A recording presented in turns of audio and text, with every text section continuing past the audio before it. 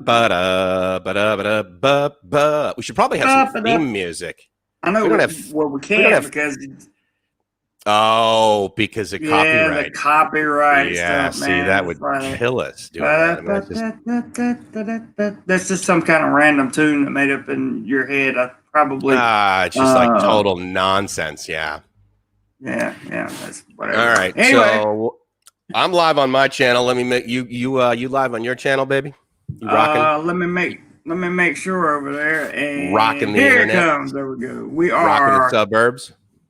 We are rocking. Cody says he was hoping for the member perks was locations to Jessica Alba's hangouts. He's fascinated with Jessica Alba. And you told him, oh, no, dude, that's the next tier. You got to stick around. Yeah. You got to stick around for that one. Sorry, buddy. Yeah. Hey, there's guys. The cool kids table, and then there's the freezing kids table. That's right. That's right. Agreed 100%. Stuck, good to see you, my friend. Cody and all of the people over on the channel. Todd, good to see you. Robert, thank you so much for always being there, brother. Jazz, good to see you. Cody requested that I wear this hat today, so if you don't like it, blame it all on Cody. Michael in Oregon, good to see you, my friend and fellow channel member. Is Cody referred to as newest channel member? Cody is now officially the newest channel member of Do More Live. Boom. I honestly thought he would have been the first, to be honest. There's Carl, New York and Cebu. Good morning. Double header. Yes, Carl, is this the first time you've this is almost like a syndicated show we're starting. Dude, totally. Man. Absolutely. We're broadcasting all over the world. It's like this is season 1, episode 3. We know no limits, baby. We are all over the globe. No limits at all. I love it. All right, cool, Mike. Boobs. So, was watching your live stream yesterday. But first of all, congratulations, man, on the challenge being accepted on the 2 new channel members, as well as the 87 likes. That's like totally awesome, man. That's really cool. It was yesterday was absolutely unbelievable, man. For those of you that weren't there, I'm sorry that you weren't a part of it, because it was a beautiful thing to watch the team come together and the family come together. Beautiful. What's happening, Aztec? What's up, man? See, and these guys are double dipping, right? I mean, they're on your channel, they're on my channel, they're all over the place. They're giving you thousands of dollars, they're giving me tens of thousands. I mean, come on. This is just an absolute rock star extravaganza. Paul, see you. What's up? And George, good to see you guys. Okay, go ahead. Guys, remember, a few of you have actually sent me a message, as well as, I believe, potentially put it in the chat maybe last week. And it was, hey, wouldn't it be great if you could get like both, chats aggregated? And I tried that and couldn't get it to work. So that will take probably another week of me trying to figure out what the hell I'm doing. And with any luck at that point, because the goal, right? So you see the let's see, there, right? The goal is to get both Jeremy and I in there. Yeah. That's the goal. But if you guys go over to my channel, look at the comments, you'll note that I said Mike has engineer's amnesia for the last week and cannot remember how to do it. That's great. Yeah. Thank you so much for giving me the ego boost that I need this early in the day. You are so welcome, man. Hey, Matt Tech, what's up, dude? Yeah. So go ahead. Go ahead, baby. Go ahead. I'm just making sure I can see your channel. Yeah, I was just thinking, make sure. Oh, wait. Doorman says, all you criminal, watch out going to Thailand. All the criminals. Yeah, keep them out of here, man. We don't want them people. Criminals are no good. Have I already got $20 today? Dude, are you rocking it? Good job, I think guy. so, man. Hang on, man. Let me see. I think it's got to be from today because I just cleared this morning. It is. And it is from Mr. GS, and that's all I'm going to say. PayPal, and I'll cover up his first name. And that way I always get this camera confused. Yeah, $20. Nice guy. To start it off, good job, man. Jeremy, we are rocking the cool kids table right now, dude. We're rocking. Right. Thank you so much for that. I appreciate it. That's good to see. All right. That's really cool. Now it's Mike's turn to say something cool. There's so yesterday you were talking about, why aren't we leaving, right? And I mean, that's, one could argue that's like painfully obvious. Now, Dorman just like threw up one of Ben's videos in my chat, which I totally appreciate. Let me just show it to you guys. Obviously, I can't click on it when I start on the screen. But basically, if you're on my channel, and I think Dorman's also on your channel, but regardless, there's this YouTube link that he threw up there, and it is for one of Integrity Legal's, probably the most current video that he did. I mean, he does one about every 45 minutes. He put one out yesterday about the digitizing the legal system, and then he put one out this morning about digitizing the legal system, and then he put another one out about the visas coming in or whatever. Yeah. Oh, okay. All right. Well, that's cool. The interesting thing is, it was funny because when I saw your title yesterday, I thought to myself, okay, well, this is almost painfully obvious. But again, I always remember that, the majority of the guys, certainly that watch my channel, probably your channel too, they're not here. I got like 2 or 3 buddies that like hang out here in Bangkok, but for the most part, they're like, okay, so like, how am I going to prep for going over there, right? Mm-hmm. And it was an interesting discussion because it wasn't necessarily a rhetorical question. I mean, obviously you were queried several times. Hey, what about, and you went back to like your history in the Philippines. Right. And so I'm curious, actually, if you had any guys, because I think I did a live stream like a couple days ago, but I haven't had a whole lot of guys asking me about Vietnam. And Vietnam has some, as far as business goes, it's got some pretty interesting opportunity coming up right now. Now the GDP is less for sure per person, but there's more people, and they haven't been sort of doing the whole manufacturing thing, arguably, in the verticals that Thailand has for so long. Right. But have you considered that? Have you been like, yeah, this is like really cool, but if I could, and I would go over to Vietnam. What's your opinion on Vietnam? Okay, my thing of Vietnam is, and this is my procedure for countries that I travel to. And, good to know. Okay. So I don't just travel to a country and stay. The only time I travel to a country and stay a short time is if I'm doing a visa run or something like that. Or if it's like a big vacation, which hasn't happened ever. So, but if that would be something I would do. My point is I would go to Vietnam for about a month, maybe 3 weeks or so, and really get a feel for the place. And really get a feel for where I would want to live. I don't know which town would be the best, that kind of thing. But I would go to 3 or 4 of them and check it out. I would check out the infrastructure because I believe, and this is just a fair statement, it's not putting Vietnam down in any way. I believe that Vietnam is one step under Thailand in terms of infrastructure. I think they're a little bit behind in terms of infrastructure, just a little bit. If you listen to my channel, the answer to everything, of course, is it depends. Well, yeah, because the final verdict would come down to their healthcare system, because I have to make sure that I can get that for me. So, if I'm not really worried about the people or anything else over there, I want to go see the country. But in order for me to do my normal go and live somewhere for at least a year thing, they have to have a healthcare system that can support me. So one of the things I've always, prided myself was the phrase that popped into my head, but that's not really accurate, but at least been, I believe I can give a really decent opinion as well as relevant data, is the fact that I've been into the hospital several times, damn it, in Thailand, and specifically also the Philippines for like several days. And so unfortunately, I've been there too, yeah. And so unfortunately that sucked, right? But of course you leave and you're like, okay, well, I've actually had a real life experience. So if someone says, oh, no, the healthcare is this or this or this, I'm like, okay, well, how many days have you spent with an IV in your arm, dude? So the good news is that I think I can make a very valid experiential statement that the healthcare in the Philippines is incompetent, and the stuff here in Thailand is quite epic. Really, I mean, it's almost like one extreme to the other. You know, I don't know about you. What's your experience? No, 100%, 100%. I just want to quickly mention, Stuck in Florida says Ho Chi Minh City would be the closest thing to Bangkok as far as infrastructure and things to do. So I totally agree, and it's funny because Stuck, when he was saying about the infrastructure being sort of less, I agree, but again, they've got a while to go, right? So they don't have like a BTS over there yet.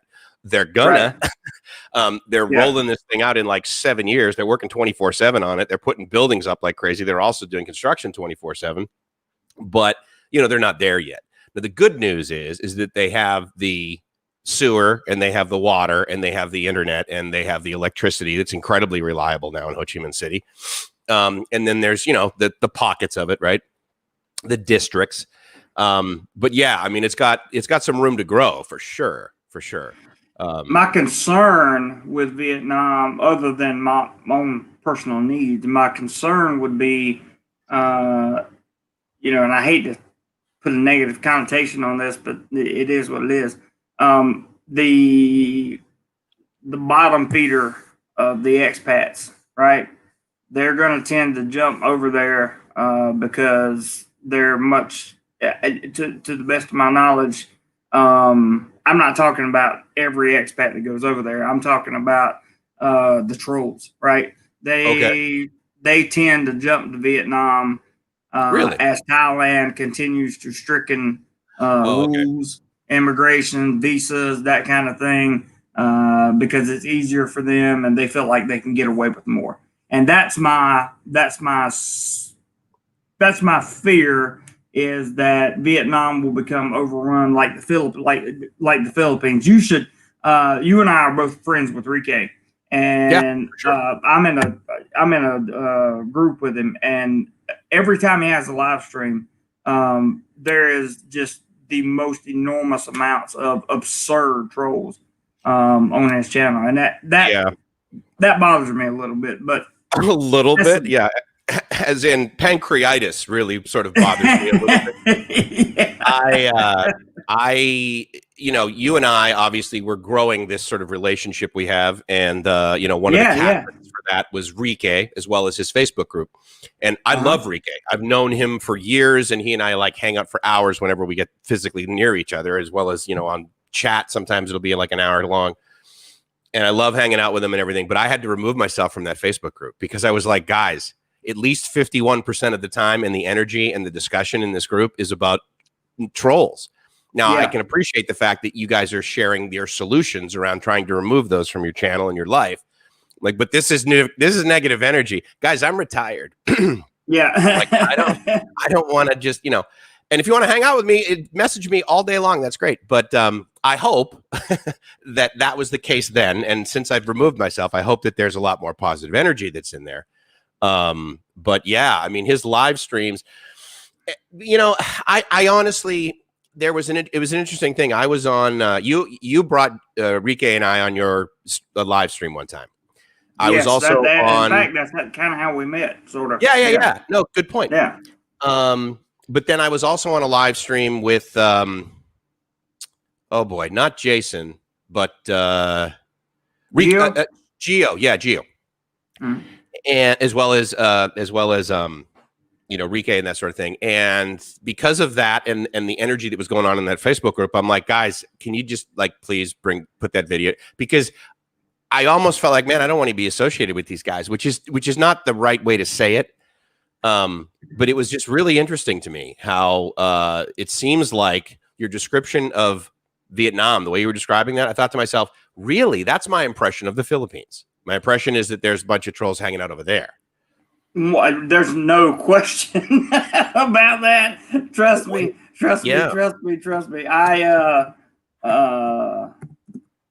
I have to tell you, man, that for me, it's that's just my fear. That's my fear about going to Vietnam. It's not my fear like I'm worried about these. Yeah, it's just concern. People. It's just it's the annoyance. It's the when I go to Vietnam, as you are one of the few people, and when I say one of the few people,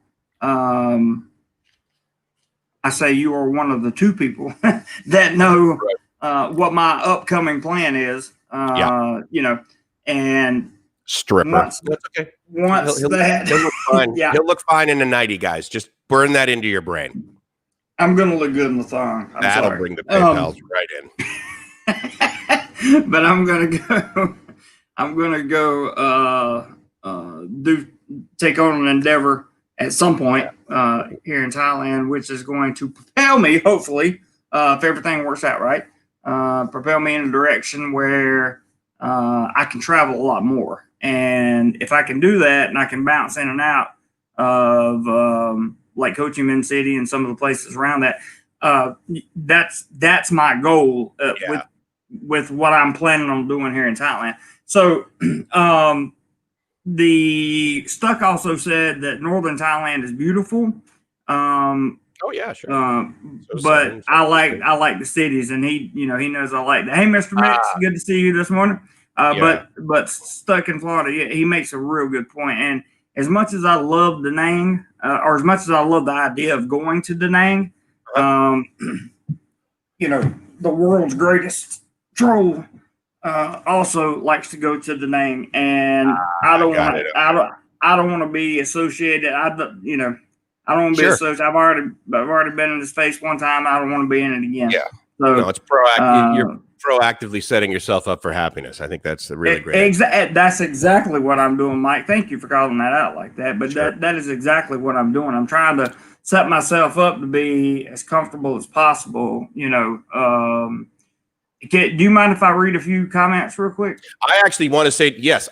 Let's do that. But I want to say hi to this guy because he's new to my channel. I've never seen him over here. So Jack Johnson, and answer his question. What I drink, and a lot of the guys at the Cool Kids table know, I drink this 100 plus stuff. It's not urine, but I really like it, and it's a lot like imagine like sort of Mountain Dew and or Fresca, but without the caffeine. So yeah, absolutely. Let's get some comments. Go for it, man. Cool. Cody says, I'm a hillbilly, and I'm tired of seeing 8-foot tall grass. MO8 says 100 plus there. I think he said good morning, brothers and mothers, or something like that. Then he said, let's see, Todd said, don't forget to hit the like button. Yeah, guys, if you want to go right now, my channel's got 12 likes on it. If you want to go for a solid 50 or 60 today, hey, I'm all for it, and do the same to Mike. You can do the same that's the great thing about being set up like this. You can do the same thing to both channels. Imagine you guys can actually vote twice. That's not available in the US. I know, right? And Eric in Virginia says Ho Chi Minh City to Hanoi along the East Coast is one of the most spectacular trips you can take, especially up the northern East Coast. The scenery is breathtaking. See, for a photographer, at heart, I'm a photographer. That's like my 100 dying % passion, right? Is being a photographer. So that would be an awesome trip for me. Cody says, wear a thong like the hat and you'll make a grand a night stripping, Jay. There we go. See, I let it slip. This is his business plan, you guys. You're going to have to take full advantage of that and actually blame me for yeah, you actually will. That is all of the crap. It's going to be a beautiful thing. For sure. Let's see. We should get a group of people to go to Vietnam. Eric says that would be fun. Dude, I would love to. I'll tell you something. When Gracie was back home for like the normal time and she wasn't planning on coming here, I was like looking online and I'm like, dude, this is like February, March. I'm like, I can go over to Da Nang for $27. I'm like, dude, I should go there for a long weekend, for God's sake, Mm-hmm. And I mean, again, I think all of us, it's pretty easy. Yes, Mike, we would like to travel too, dude. Right. But, yeah, I mean, I think that's it was interesting. I went there and I was like, oh man, I'm getting these smoking deals on hotels. This is great. It's even over New Year's. Well, the weather in Da Nang over like December 31st is horrible. It's like 60 degrees, cold, rainy. And I couldn't understand why no one else was staying there because, of course, they know not to do that. But the thing I love about Vietnam, it's like the whole country is beachfront. I mean, you can just go forever, man. It's beautiful sand, and stuff. So I'm stoked for that. But you like taking photos of like country, that sort of thing? Do you have a preferred photography? The thing that got me into photography was aviation. So aircraft is my number one landing, taking off, or historic aircraft. Okay. You know, I've been out of the airport many times. I've caught many retirement flights landing for various captains of various planes, from A330 captains to actually got a A340 captain. Got a Boeing 747 captain retiring, and a few more. Some that fly the A321 and all that stuff. But that's what got me into photography, was aviation. Now, Okay. I haven't taken a picture of an airplane in so long. I would probably become my libido would probably pick up a little bit if I look at the size of that aileron. That would probably be the truth. Yeah. But no, I don't have a. I'm not a. Like I'm a jack of all trades when it comes to photography, but expert at none. The only thing I claim to be, I'm not an expert at aviation photography, but I'm better at aviation photography than I am at just about anything else. That's why I created the Do More Life, even though it's Jeremy.Clodfelter on Instagram. I created that for all my trips around the world and all of that stuff. And Eric's going to be flying the Avenger next week. I'm still very jealous of that, for sure. Next to airplanes, my second favorite thing to photograph is erupting volcanoes. I would see, that's something challenging to me that I feel like I would love to do. And how do you? I mean, aren't there sort of a finite amount? I mean, the first one, of course, that comes to me easiest for the United States, I would assume, is the Big Island, right? Hawaii. Yeah. But I mean, after that, like, do you know? I mean, what are there? There's got to be less than 10, right? Or am I just totally ignorant? Oh no, Mike, there's 700 active volcanoes. There's hundreds of active volcanoes around the world. Really? Really? Yeah. But there are only about 10 that one just erupted in Indonesia, 2 days ago? So sure, but we didn't know about that one yet. I mean, at least the Hawaii one, it's like, oh yeah, we've been watching this for a while. Wasn't that right? But I'm saying, if you live in a place like Indonesia, you're going to get earthquakes and eruptions and all that stuff. You're going to get all that stuff. So if you go to a place and you wanted to photograph volcanoes or whatever, there are plenty of places in the world that have semi-active or fully active volcanoes that spit out just enough lava that you could get a good shot on, but are not any. They're just like releasing pressure. They're not blowing. They're not blowing. Okay. Up. So, right. Yeah. Killing people, that sort of thing. They're not. They're not the Grim Reaper yet. Jack Johnson asked, so why do you think Vietnam hasn't progressed as much? That's a pretty interesting question. I'm gonna be honest with you. I would leave that at Mike, because I don't know enough about Vietnam. I really want to know more about Vietnam. I talked to Ricky about it a little bit, but I would really like to go to Vietnam and explore the culture, because I hear it's very different. It is, yeah. Well, I mean, again, you got to remember that Thailand is very Buddhist, like 99%. Well, maybe not as much anymore. I mean, there's a lot more Muslims, obviously, in the South now. Not a whole lot of Christians going on over here. A lot more Christians, of course, Catholics, that sort of thing in Vietnam. Yes, there's Buddhism over there. But it's a different cultural thing. Interestingly enough, as you ask, why hasn't it progressed as much? One could argue that some of the behaviors, and I think some of the other guys that have been over there that left basically have touched on this, is that the behaviors of some of the women, it's not as easy potentially to date as it is here in Thailand, or really easy to date in the Philippines. And I think a lot of that might be from sort of the, if you call it leapfrog behavior, in the sense that they went from like working in the village to now they're like educated and college graduates who speak excellent English. And now they're like wanting a family, and or not wanting a family, they're wanting a career before they want a family. And, you know, when you hit 30 in Vietnam, you're not old as a woman, right? Whereas in Thailand, there's still a little bit of that. Now, this is the discussion outside of Bangkok. Bangkok is not Thailand. Bangkok is a global city that just happens to be here in Thailand. So there's some Thailand that spills into it, of course, and there's some behavior and that sort of thing. But I mean, there's a lot of Westernness here in Thailand. Sorry, in Bangkok.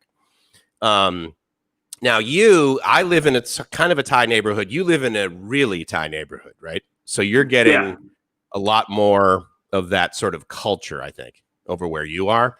Right.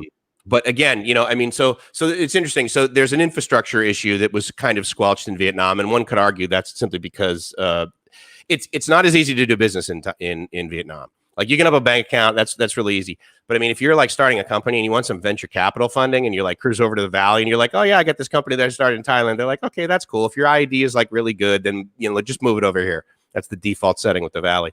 But in Vietnam, you're like, yeah, I started a company. They're like, it's just such a pain. We got to move money in. We got to move money. It's a pain in the ass. And they just don't have the global relevance that Thailand has because of the ease with which to do business over here in Thailand compared to Vietnam. I mean, it's not as easy to do business here as Singapore. Singapore, next finish, you show up at noon, and then bam, you know, $10,000 later, you've got a company, and you can actually, you know, try and get some funding from the government. But I think that's one of the things too. I think ease of doing business really sort of squelches a country. And then one final thing I'll say, I think the biggest thing that is squelching the Philippines is their ridiculously horrible internet overall. Oh my gosh. All you have to do is look at every single other country that has at least decent internet, and you're like, wow, they're smart globe, PLDT. Those are your choices, and that's it. And they're incompetent. I mean, and it's not, you know, what's funny is you'll be sitting there and you look at your phone, you're like, okay, well, it says I have 4G connection to the tower, but that doesn't mean that your internet connectivity is any good. You know, I mean, their backhaul in that country sucks. It's just so frustrating. When I lived there, real quick, and I got a super chat, and I got to get some comments over here. So, but real quick, when I was living there, and I lived in the same complex that Rike did in Mabolo, Mabolo Garden Flats. Yeah. So we lived there at different times, but that's where I lived when I lived in Cebu, and I had PLDT's internet. I got their wireless router and the whole 9 yards.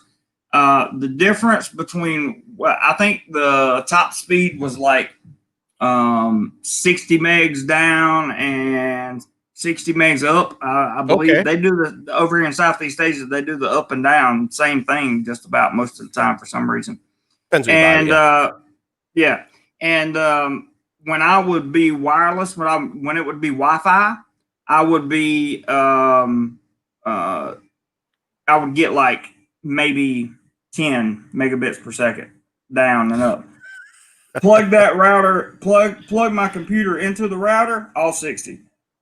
So that's not necessarily a backhaul issue. That's more of a router problem. But I understand what you're saying. You know, it's like the gear they give you is not top notch. That's for damn sure. For sure. And Smart, well, we can talk about that in a little bit if you want to, with Smart and Globe and all that stuff. Derek C says, replays. Derek C, I've not seen you in a long time, but he is a channel member. Thank you so much for coming over. I appreciate it. Cody says, I like to photograph abandoned structures. So do I. I photographed in the Philippines, Clark, the old Naval Hospital, and next to Clark Air Force Base. I did a video on that. It's on the channel now. You can see it. But I also took some pictures of that. Steve Perrin says, hey, Steve, I don't think I've seen you on the channel before. He says, it's not just the infrastructure or cost of living that puts Thailand above other destinations. It's that you can walk the streets alone at 3 a.m. and feel safer than you would in your home city. That's such a good point. Such a good point. And there's the Black Filipino. Depends. Oh, wait, did you have a super chat? Who gave you the super chat? I want you to acknowledge that. That's where I'm going right now. Good. The Black Filipino TV says that Do More Life. How are you, brother? I'm doing fine. Thank you so much for the super chat. I really appreciate that. That's another vlogger from the Philippines. And I have not spoken to him in a long time. So good to hear from you, man. Thanks for dropping by. Definitely. Hugh MOH says, oh, he's talking about Cody. And then Hugh DeWatt too says that Jeremy, do you ever? It's what? Hugh DeWatt. Nothing. Sorry. Hugh DeWatt. Yeah. He says, do you have any photos on airliners.net? I'm not sure. I've never been contacted, so probably not, to be honest with you. But I do have a crap ton, and that is a unit of measurement, by the way. Yeah, right. Crap ton of airline photos on my personal Facebook page. So if you want to send me a friend request, you can do that. And we went to Atlanta, which I don't know if you guys know this or not, but Atlanta is the world's busiest airport. It's not Heathrow. It's massive. And I went to Atlanta, and I'm telling you, man, I got every type of airplane I was ever looking for. It was the first time I'd ever shot a A380, and I was it was amazing.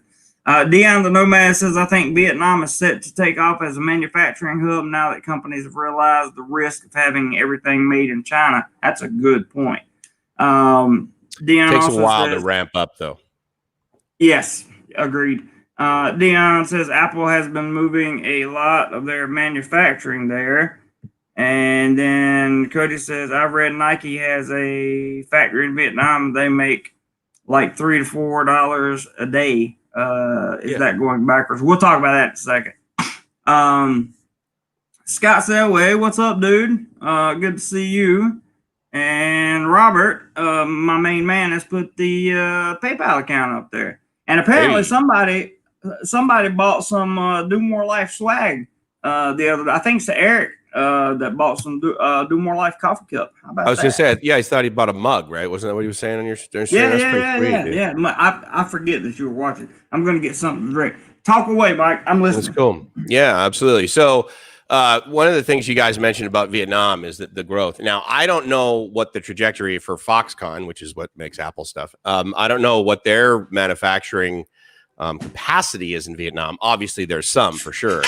And I remember, when there was that big debate, the China versus, well, not China versus, but basically the amount of business and, the Huawei nonsense where the U.S. was like, oh, yeah, we're not taking those that gear. And then, of course, the masks. If China's not making masks, then we couldn't get masks, right? Okay, well, here's the thing is China makes everything, okay? And to stand up a factory in Vietnam, it is not trivial, okay? And so, yes, they can all of a sudden be like, no, we're going to make T-shirts. That's great. But I mean, if you're sitting there and you're growing silicon and, and you're trying to make chips and that sort of thing, that is not trivial. And so the manufacturing of automobiles actually happens quite a bit here in Thailand. So that's a good thing for Thailand. Additionally, if you're here and you want to buy a car, there is a big delta in cost if you buy one that's made here. And you'd argue that's the same thing with most other countries. But I think the thing about Vietnam is that they're also kind of hungry. I think that they have a little bit more drive. And you could argue that's based on desperation or historical. I mean, that's the same with Cambodia, right? I mean, the average age in Cambodia is 19, right? I mean, and unfortunately, really? Because everyone got killed. And the smart ones were the ones that got. I mean, it's a tragedy, but it's the reality, So you look at that and you say, okay, well, wait a second. If the average age is 19, that means I've got a workforce that is really capable, provided I educate them, And so that's one of the things that really excites me about Cambodia. And the smart thing too is that they're making it so much easier to do business there. Guys, you can stand up a business there in 8 days online. All of the systems are many of the systems are connected. And so you get Ministry of Finance and the Ministry of Business. And just boom, boom, boom, boom, boom. And you fill all this stuff out. I mean, they've done a great job at welcome. I mean, to get a visa, you basically just download an app on your phone and dung, dung, dung, and you get your e-visa.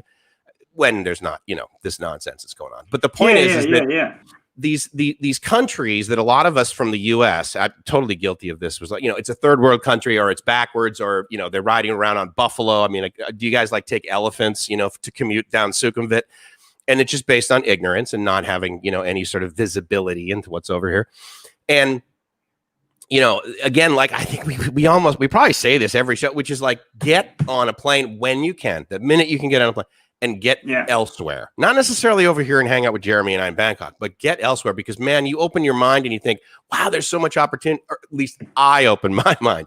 And I think, oh my God, there's just so much opportunity here. I mean, I got 3 bits. I came over here to lay at the beach and stare at my feet and retire. And now I'm on my 3rd business. I'm like, man, I got to relax, but there's just so much opportunity. But if it works, if you have if you're somebody like, I'm starting from the bottom, and in case anybody ever wonders about me and what my plan is, some of your guys that haven't become our guys yet, that, like, I'm starting literally with nothing. Like, I have a very, very, very small savings account. In fact, I have $300 in my savings account. Okay. And I have about the same in my checking account. So, but then I have my teaching paycheck, which covers most of the bills over here.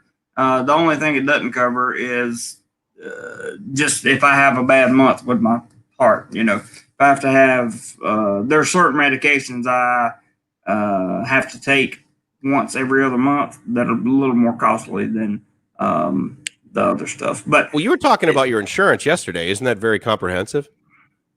It is comprehensive, but the condition that I have was ruled as pre-existing, which it was. So there was no coverage for that. I got very, good. I was very lucky to still get insurance and have that happen. But one thing about getting out of the country that you're in, and the reason it's so important to, in my opinion, to travel is because, I remember most of you are probably not NASCAR fans, but I grew up in the South. I'm a NASCAR fan. I really, remember with that accent, it's so odd that you're a NASCAR fan. Rusty Wallace said time. He said, I believe that the cure for cancer is winning a race, right?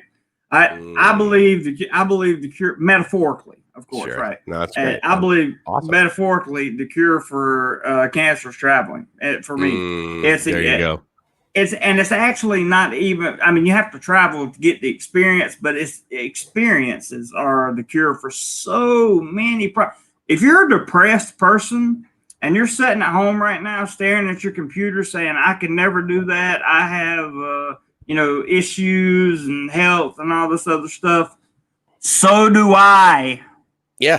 And everybody has issues, man. Absolutely. Yeah. But my point is, you can do it. Like, you can do it. You can get, as soon as they open the gates back up, you can do it. You can fly. You can go anywhere you want to go.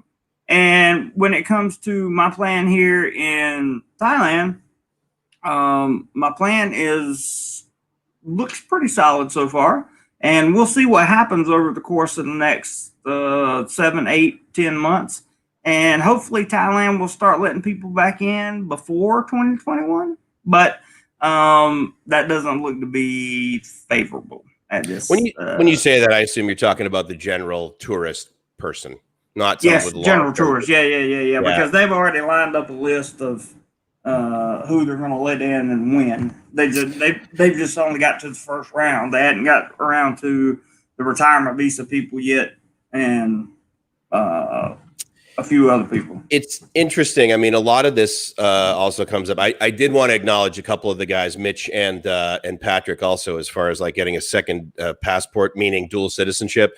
I highly encourage that with anyone who's got the opportunity. If you were born wherever and your parents are from elsewhere, then I would highly encourage you to spend some attention units on the possibility, because of your lineage, of getting a second passport. Because you mentioned this guy before, right? So Nomad Capitalist. And he has this tagline, which is "Go where you're treated best," which actually I think is one of the best ever, really. Yes, and I totally embrace that, as obviously you do too. And one of the options that you have for that, if you can get a second passport. Now, again, even if you don't have a family thing, fear not.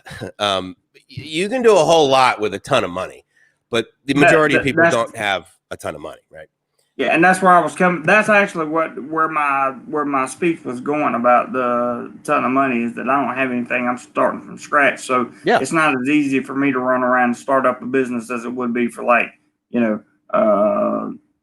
other people that have saved and have their money and all of that stuff. And to Todd, yes, the Elite Visa announcement should come Monday.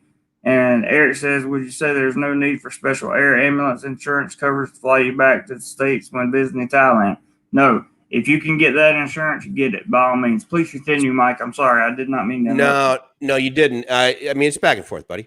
But I think actually the interesting thing, I don't know who made that last statement on your channel, but it usually comes with it.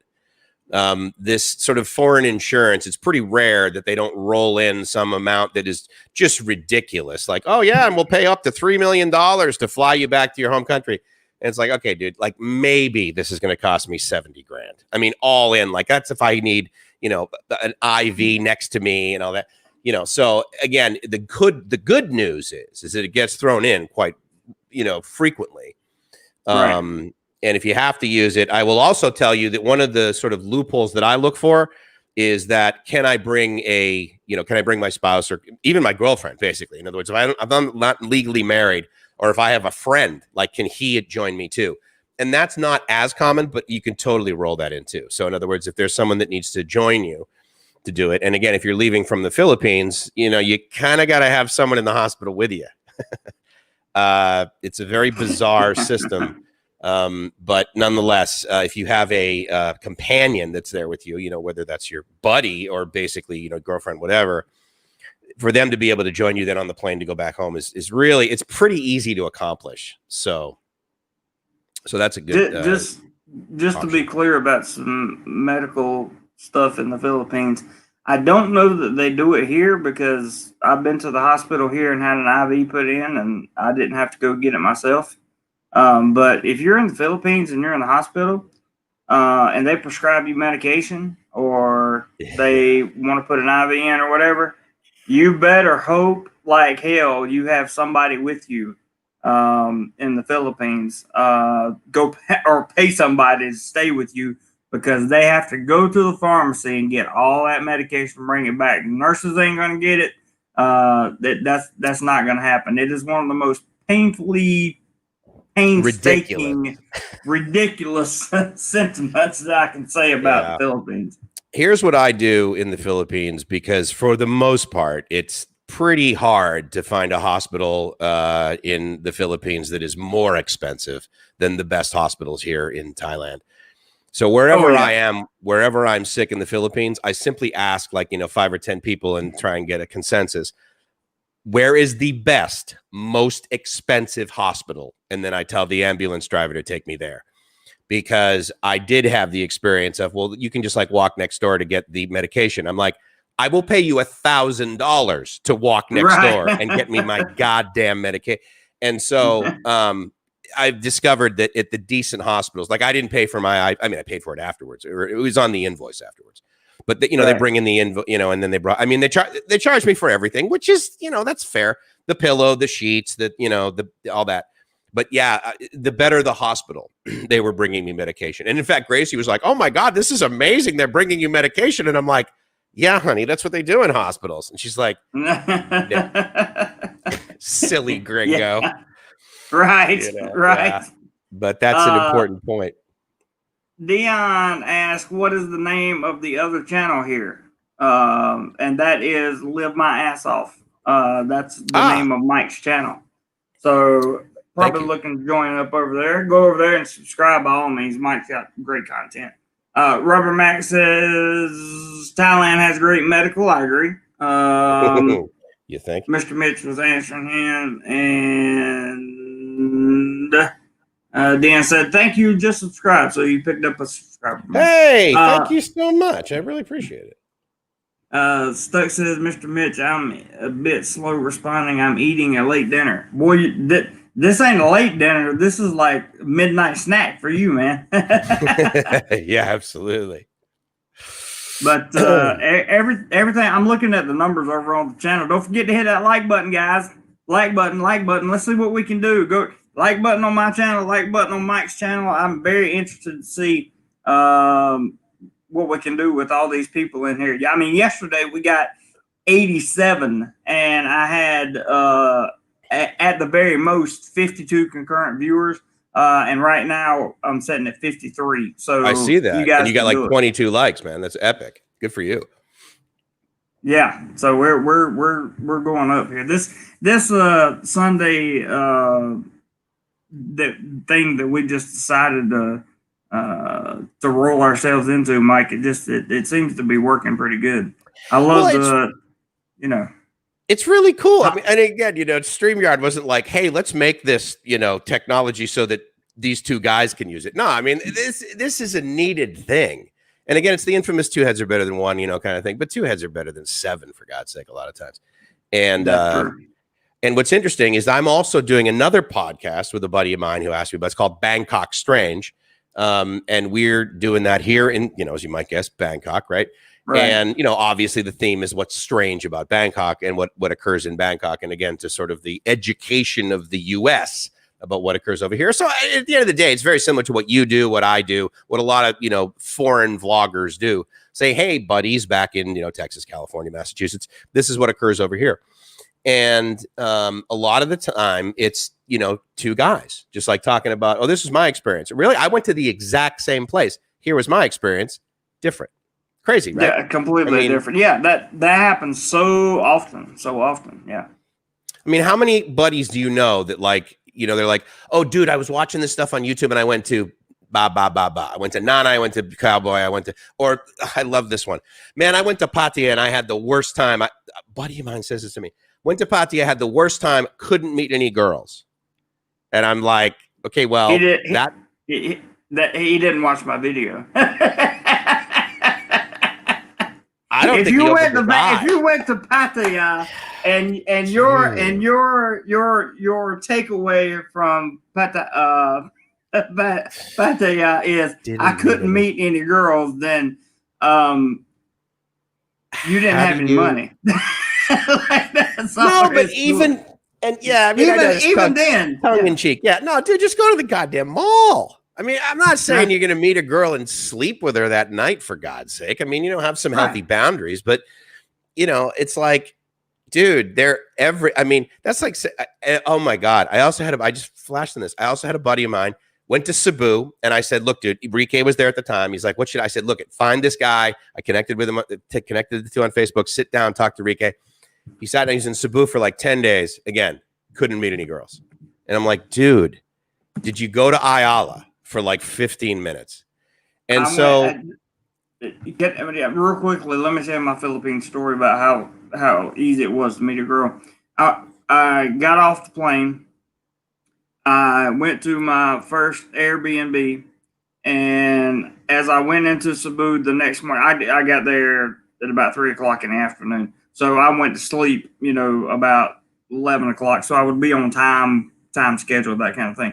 But I had got on Tinder that night and went through a few girls. Yeah. Done a little this stuff. Yeah, right, sure. And one of them had responded to me back and said, what are you doing right now? And I was like, well, my Airbnb won't unlock the door for me right now because it was like 11:30 at night, right? Oh, right, yeah. And she was like, what time can I see you tomorrow? And I was like, I wasn't used to girls that just, these girls are just, and it's the same way here in Thailand. Like they want this, like when I missed a golden opportunity to date a girl here in Thailand because I didn't go right then.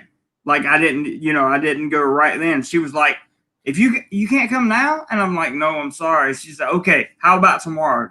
Tomorrow be okay?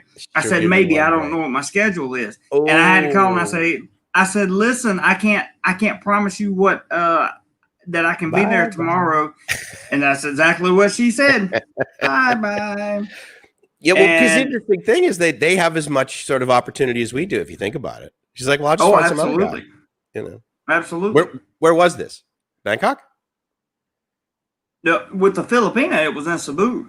You're talking about the Thai girl, the Thai girl. So with the Thai girl was right. Here in Bangkok. It was the good little bye, dude. Party foul.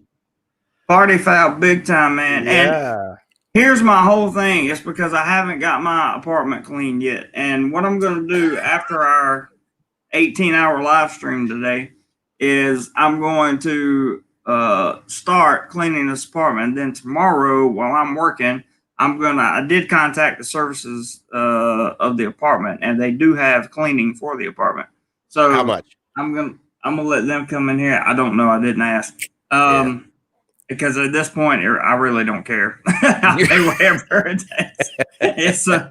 But I think that'll solve a lot of my because girls always want to come over. They want to meet you for coffee, and then they want to come over, right? And I always have to kind of circumvent that,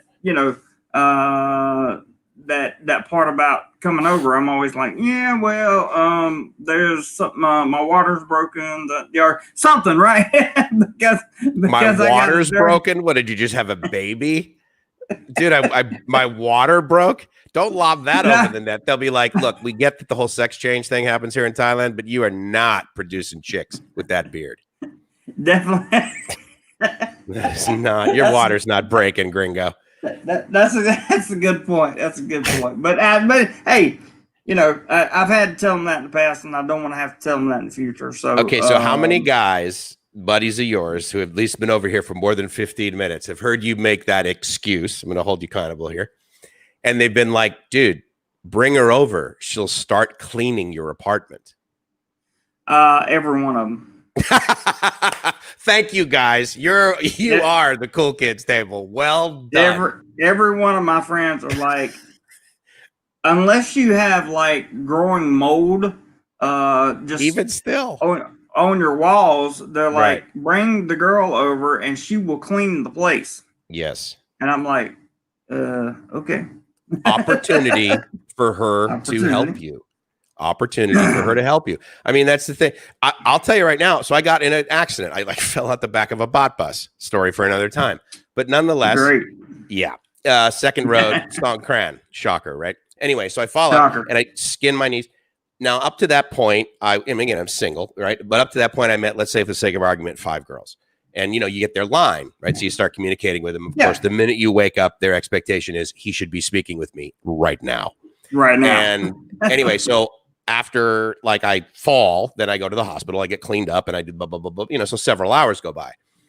And 4 of those 5, after I told them what happened and what I did, they were really, really pissed at me that I didn't reach out to them to help, to ask their help. Why did you not tell me that you were in the hospital? Why didn't you call me? I could have helped you. Why didn't you let me help you? And I was like, that was very different. That was very weird. I'm like, this is not very, yeah. Western women don't act that way anymore, man. Okay, Cody, you've had the fishing hat long enough. I got to get some do more life going. Is that a members only? Oh my God. You know what you need to do, dude, is you need to go back to the 80s and Don Johnson and get yourself some members only jackets and make sure that your guys wear those with the snaps on the sides. Oh, dude, you could bring back Duran. My dad had one. Yeah, my dad had one of those, so I know exactly what you're talking about. It's freaking awesome. Check this out. Let's see. I don't want that comment in there just because of what it says. I said that. Toaster Waffle says, "What did you guys have for breakfast?" Currently, nothing. Let's see. Paul T says, "Do Thai girls seem to live mainly for today like many Filipinos seem to do?" And Stuck says, yes, they do. Drob says, "Hi guys from Thailand. Hello to you, DRABRTU." And Let's Dion talk says, about that. I would say, yeah, we're definitely going to talk about that. Dion says, I would say yes for many people. So let's talk about that, Mike. What's your first instinct about Paul's comments there? So, so the short answer is yes, they're similar. However, it's a different reason. Exactly. Thailand versus the Philippines. And I'll give you my version, and I definitely want to hear yours, Jeremy. My belief is that it is more for the day in the Philippines based on desperation.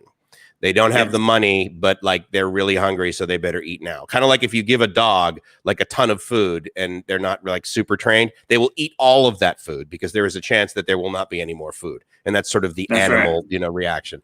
So there's that in the Philippines, but there's also some inability to like budget. So there's that too, because they don't learn that. In Thailand, it's much more based on the Buddhist sort of live in the moment. And especially if you're from the village, it's like, this is, I'm going to do this today. And Buddha's going to take care of me today. And then, I'm going to give merit today. I mean, here's the thing. Every single morning you walk down the sidewalk, there is incense and that sort and the juice and all of this stuff. And people are praying for that day. They live in the moment. Not necessarily the moment, but the day. So I would submit that's probably the difference. What do you think? First, I want to say I really don't like that comment that's on your screen right now. Oh, right. Okay. Yeah. I just kind of click on this stuff. Yeah. Thank you. Appreciate it. That's kind of funny. Well, it's funny, but I mean, it's it is what it is. Fair enough. Unfortunately, I can't really disagree or critique anything that you just said because it is in the Philippines. It is out of pure desperation, and to make that a little bit clearer, or not to make it clear, but just to make it a little bit more, give it a little more evidentiary value. I would say, Filipinos want to leave the Philippines. The vast majority of them. The vast majority. Okay. There are some that want to stay, but very few. Thai girls don't want to leave Thailand. All right. They want you to live here in Thailand. All right. That is a huge difference in the culture of or at least for women in the Filipinos versus the Thai girls. Okay. Thai women want to stay here. Filipinos want to go with you. So out of desperation, they will do pretty much anything to accomplish that task.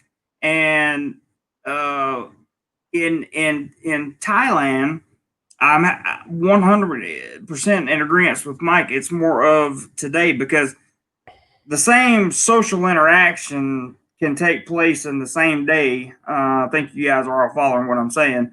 Here in Thailand, as just like it does in the Philippines, just because of the like you were saying, Mike, the live for today mentality that's over here in Thailand. And I also think that's why a lot of guys over here that don't go out immediately with the girls get shot down because they're living for today. They want today, and then if you're not into today, then you're probably not going to be into me tomorrow. So whatever. See ya. I saw Drab. Is that his? I want to pronounce his name right. Yeah.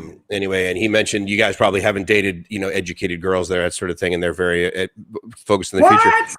Basically, one of my first Thai girlfriend, not Thai girl, the first girl I dated, she wasn't, it's the U.S. dating versus girlfriend, right? Okay. But in any case, she went to Assumption for her bachelor's and she went to Chula for her master's degree. Wow. And she was an attorney. She worked in Bangkok at Baker McKenzie, which if you don't know is arguably one of the largest, if not the largest law firm in the entire world.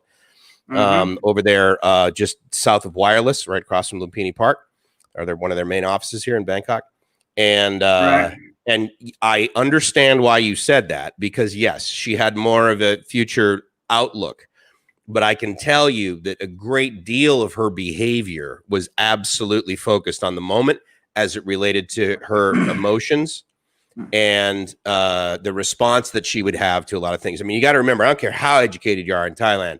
There's a Mai Pen Rai factor that is absolutely present in every Thai, certainly that I've met. And I what does that agree. mean? Go ahead. What's Mai Pen Rai? What's Mai Pen Rai? Oh, you've never heard that before? No. Oh, okay. So Mai Pen Rai is just like, no worries, no problems. Hakuna Matata, like sabai, right? Sabai. Yeah. Well, no, sabai basically just means relax, and everything's going to be okay. I'm comfortable. That's nice. But Mai Pen Rai is just like, oh yeah, no worries, no problem, no problem. That's okay. I don't need to wait in line. Oh yeah, we'll get this later. And so that is something that just occurs here. That's why, I mean, I'll give you a great example. When you're in line at 7-Eleven in the United States, if there's two people in front of you, I don't know if you had this reaction. If there's two people in front of me, I'm like, oh, Jesus, hurry up, man. Yeah. And the level of urgency here in Thailand, even in a very educated community in a 7-Eleven, it's just like, yeah, but of course I'm going to wait. I mean, what am I going to just like, yeah, Mai Pen Rai, man. It's just like no big deal. There's no sense of urgency. You make a good point. Yeah. And so that's Mai Pen Rai. That's interesting. Well, think Robert had already deleted the comment before, but I'm glad you brought it up. For me, the first girl I dated in the Philippines had a master's degree in culinary arts. So she was, man, she could cook. And I really liked the fact that she can cook. The second girl that I dated had a degree in music arts. She was a singer and performed over there. This is just in the Philippines. I'll get to Thailand in a second. And then the last girl I dated in the Philippines had a bachelor's in graphic design, and she was a graphic designer and photographer. Now, the first girl I dated here in Thailand has a master's in civil engineering. Nice. So she makes the big bucks. The second girl that I sort of dated for a really long time here in Thailand has a degree in sports medicine. So to say that we haven't dated any educated girls is a just ludicrous statement. But I understand why he said that, though. I mean, I can understand why. I mean, again, he doesn't know me. I mean, he's making judgments just like we all are, And to be fair, we were making broad brush comments, right? And I would submit that, I don't know about you, I'll just speak for myself. I was referring to the majority of the Thais that probably a lot of expats would meet over here. And I would say that at least 51% of those are not college educated necessarily. Yeah, I agree, because they come over here and go to a different spot. Let me read a couple of, there's a few long comments here I want to read. Maybe it'll give us something to talk about, Mike. Awesome. Michael in Oregon, who is a channel member. Guys, if you want to be a channel member of mine, it comes with several perks that are not listed in the join button, but it's worth it. You can join down there. It's only $2.99 a month. Michael says, the first time I saw one of Jeremy's videos, he was talking about how to keep your wallet and money secured while traveling. Then I said to myself, who is this guy? And now I'm one of his patrons. Nice. I like Very that. Cool. That's nice. Yeah, very nice comment, Michael. Thank you. Dion says, my wife is Korean and have never dated Thai girls. The ones I work with are well educated and quite different than the ones you would normally meet in the tourist areas. Right. I can see that. And then, so Drab is talking again. He says, you must differentiate between Thai family and Chinese family background. All of mine has been Thai background. Albie says, what word? I'm not sure what he's talking about. There's Taking Florida says, Michael in Oregon, that's an older video from the Philippines. Yes, it is. Stuck.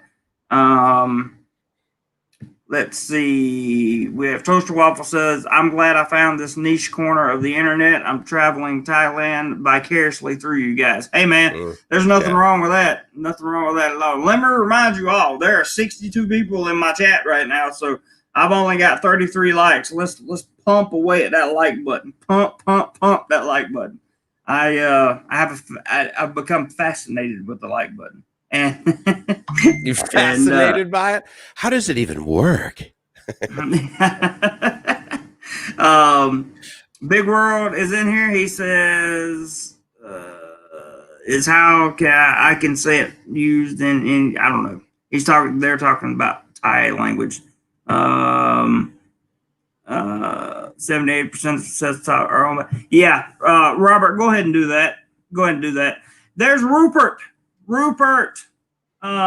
My me pin is that how you say that? Can you see it, Mike? Yeah, hold on, let me go over. My pen Rai, what, Chill P? His comment? Rupert. My me pen ha is no problem in Thai. Bao pen yang is no problem in Isan.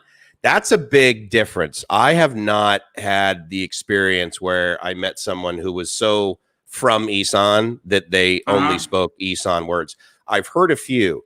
Now with Gracie, she is, she's from the Visayas, right. And she's from Rojas, and she's from Panay, the island of Panay. And so she can understand, some things. But I was amazed at how many words basically that I thought were all Tagalog that she didn't understand. That was a very different dialect. Whereas I find same thing happened. Yeah. Was it same for you? Yeah. From Cebu, they spoke the Visayan and they spoke Tagalog, and then or whatever, and then they spoke the national language. And then they spoke the national language way up north, but way up north they also spoke a dialect. I cannot remember the name of it, but it was the hardest dialect they all said to speak in the Philippines. Yes, it was. I don't know. Like I would ask my girlfriend who spoke a different dialect to interact with the girls that were there with my so-called friends at the time, and they would not they couldn't interact with them, or she couldn't interact with them because she didn't have she didn't know what they were saying. Interesting. But I want to say a big thank you to Rupert for stopping by. Rupert is a common PayPaler, and nice. we love Rupert for many reasons, but we definitely appreciate his opinion. He's really, really smart when it comes to Thailand, and I'm glad to see you, Rupert. He's a channel member, and thank you so much for dropping by. Last comment here too is Carl says, personal question, Jeremy, how long was your longest relationship with a woman in Southeast Asia? That's a good question. I'd say about 5.5 months. About 5 months. About 5 months. Okay. Unless you count the one that floated on for, the floater for about a year. The on and off kind of thing. That doesn't yes, Michael, that's correct. Subano. Big World. Big World. That's Cheap Charlie. What's up, dude? Hadn't seen you in a long time, man. He said, I agree. Good chat. These two have a good conversational flow. Thank you, man. I really appreciate that. I hadn't seen Cheap Charlie since Rayon, but it's good to see you again, bro. Or good for you to stop by. Where's he now? He's down in Pattaya still? I haven't watched any of his videos, sadly. I have no idea.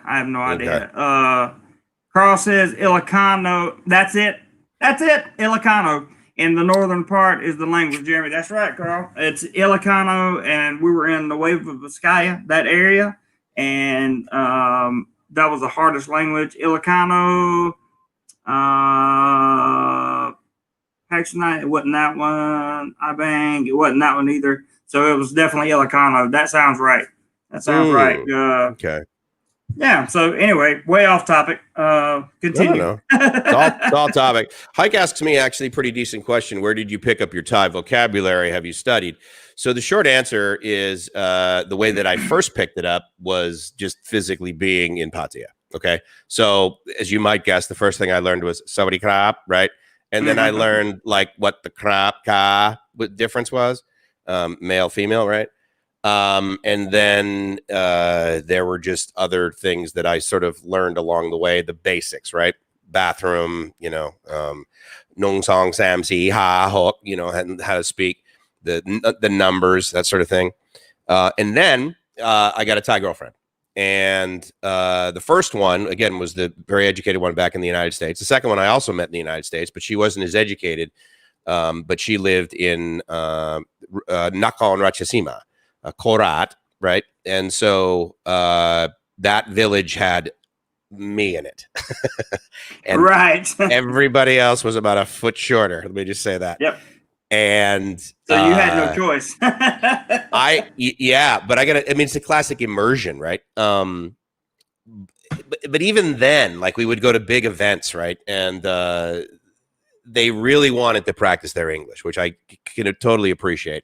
But yeah, I tried to pick up some stuff because, again, I would submit that there's two really great ways to learn how to speak a language, and that's get a girlfriend.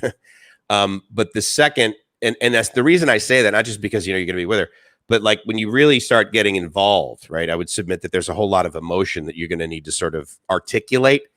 And that can be difficult if you don't know certain words, And that was probably how I learned Sabai and my penrai, which is my penrai. I'd be like, what? What do you mean? We need to get this done. I am very busy. Right. And the next one was I would have a commute like a lot of us do in the car. And Pimsleur was the language.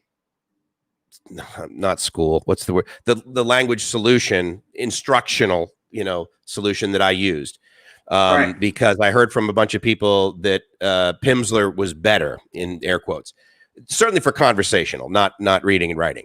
And what I liked about it is that you would sit there in the car and out loud you had to say it. That was the way that the Pimsleur system works.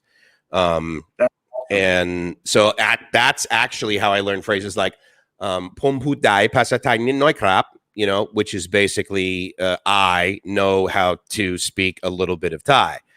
And then along the way I would do that. The other thing I really try to do is I try to learn one new word, Thai word, every day that I'm here. And I'm easily presented with more than one or a new one every day. But every now and then I just like latch onto one and I'm like, okay, I'm going to use that. That would be like tu yen, which is refrigerator, right? Fridge, right? Icebox, right? And so I try and do that. But so that's a couple of ways. How have you how did you learn pick up some Tagalog, pick up some Thai? I didn't. You get but I mean, dude, where you live, I mean, don't you hear it? Like, just you don't pick any of it up. Yeah, so I picked up a little bit of Thai, out of necessity for like ordering food and just being polite, saying hello, that kind of thing. I've picked up a little bit of Thai. But people don't understand. When I say I've been working the whole time I've been here. Yeah, right. I know. Other than 4 weeks, I've been working the whole time I've been here. I haven't had time for cultural immersion or, any. When I was in Rayong, I was so busy trying to build this channel, this YouTube channel, and work. Right. Yeah. That there was no way I had time to sit around and learn a language. I mean, I just didn't have time. And the everlasting girlfriend, right? She doesn't want me to learn Thai. She's like, I don't want you to learn Thai because if I talk about you behind your back, or if I talk about you in front of your face behind your back, you won't know. So, it's funny. I've heard a lot of guys say, is that the truth? I've never had that experience. Every Thai person that I've ever gotten to know, they've been, let me teach you some new stuff. Yeah, every Thai person I've ever gotten to know, with the exception of her, has always been like, I'll teach you whatever, whatever I can, I can. But, I mean, whatever. It's, okay. It is, well, it is what it is. Because that's not the first time I've heard that, right? I mean, I've heard that from a lot of guys. Now, again, the majority of those guys were meeting girls in sort of the more tourist areas, right? So I get how they wanted to have their own language still. They could talk about a farang behind their backs. Mm-hmm. But the other thing too is that, and so that was the second. And to your point, Hike, so here's the third. I am at, Prompong, right? EM Courtier and Emporium, right? So I'm over near there yesterday, and there's a park, if you guys know, just north of Emporium, Queen Sirikit, basically, and it's Benjasiri Park. And I'm there, and I'm walking around. It's a fairly small park, and I'm walking around, and there's like a gazebo, and there's some benches, right? So I sit down at the bench, and I'm just hanging out. I'm like texting Gracie, and I'm having a Diet Coke or something. And there's a woman sitting next at the bench next to me. She's got her phone open, shocker. And but I can hear a few things. I'm like, oh, okay, that's whatever. And usually if I hear Thai things, it's just kind of like noise in the background of it. Well, then I start hearing English words coming from her phone. And it's like girl, girlfriend, boy, boyfriend, right? Right. And so I'm like, so I look, I look over because there's noise, and I just like sort of smiled. And I said, so, I said something, it was broken English, right? Because I was pretty confident she wasn't able to like whip out a super fast sentence like I usually do. And right. And I said, so learn Thai, learn English, kind of thing. And so we started talking. Anyway, the short answer is that I spent probably about 10 or 15 minutes speaking with her. And in that time, the majority of what we spoke was English. And that is a very common scenario. You're in a public area, and that's happened to me with like 4 girls from university. They were doing a report. They came up to me in Lumpini Park, and they asked me a bunch of questions in English. Whereas this woman, she was 60. And so therefore, of course, she looked 35. But she, she was still trying to learn and wanted to. Like the more we spoke, like she started like, she wanted to speak more. She wanted to learn English more. And so because of that, I had to do some Thai things. Like I would do the numbers, I would like ha, and like 38, Sam Sip Jet, I think is 38. Anyway, so that happens too. And so if you're over here, and I've heard Rike mention that a couple of times too, when he was in Vietnam, he would have this experience. He'd be sitting in the park and the students come up to you and they're just like, I just want to, so that's been pretty cool. Don't you have, do you get that at all at work? You get the students like talking with you? But maybe. Yeah. But the students I can't talk to them in Thai, and they can't talk to me in Thai. That's right. Yeah, that makes sense. 100% English. I would submit to you that is a great that is a great way to meet girls. Great in parks? Yeah. English, yeah, I think so. English. I mean, as you might guess, you guys know this. One of the first questions is, do you have a girlfriend, right? Do you have a wife? Are you here by yourself? But usually the wife question comes first, yes. Yeah, sure. But the neat thing is, I actually know how to say girlfriend, Philippine girlfriend, right? Which is fan Philippine, palm, right? My girlfriend from the Philippines. But what was neat about this woman, and I could tell she wasn't like, a leech of any kind, is that the minute I said that, she said, oh, really? And where's she from? When's she going to come? She was more interested, so that was kind of neat. But the good news for you guys is if you're over here and you don't have a girlfriend, then once they ask that question, you're pretty much like about 10 seconds away from having coffee. I mean, it is good. Exactly. Yeah. If they ask you if you have a girlfriend, then that's pretty much saying, just do not have a dirty apartment, for Christ's sake. Just get that fixed. Because if you think, oh, dude, hanging out with you is a joy. This is hilarious. All right, let me go to some comments here. Do it. I'm going to grab a soda.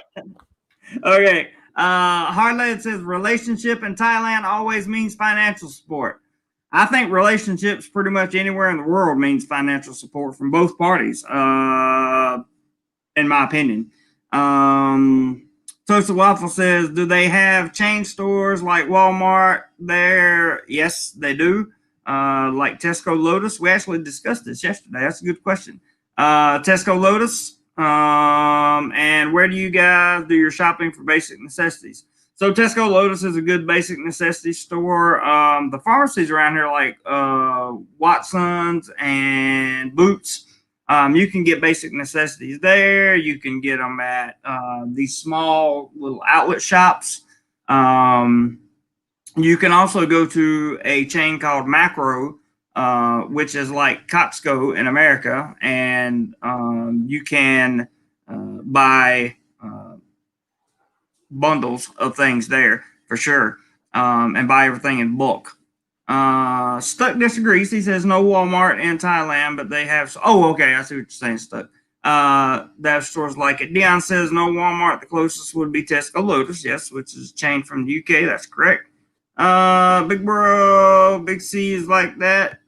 Yeah. Oh, Big C also. That's true. Big C is like a necessity store, really, to be honest with you. They have a little bit of everything.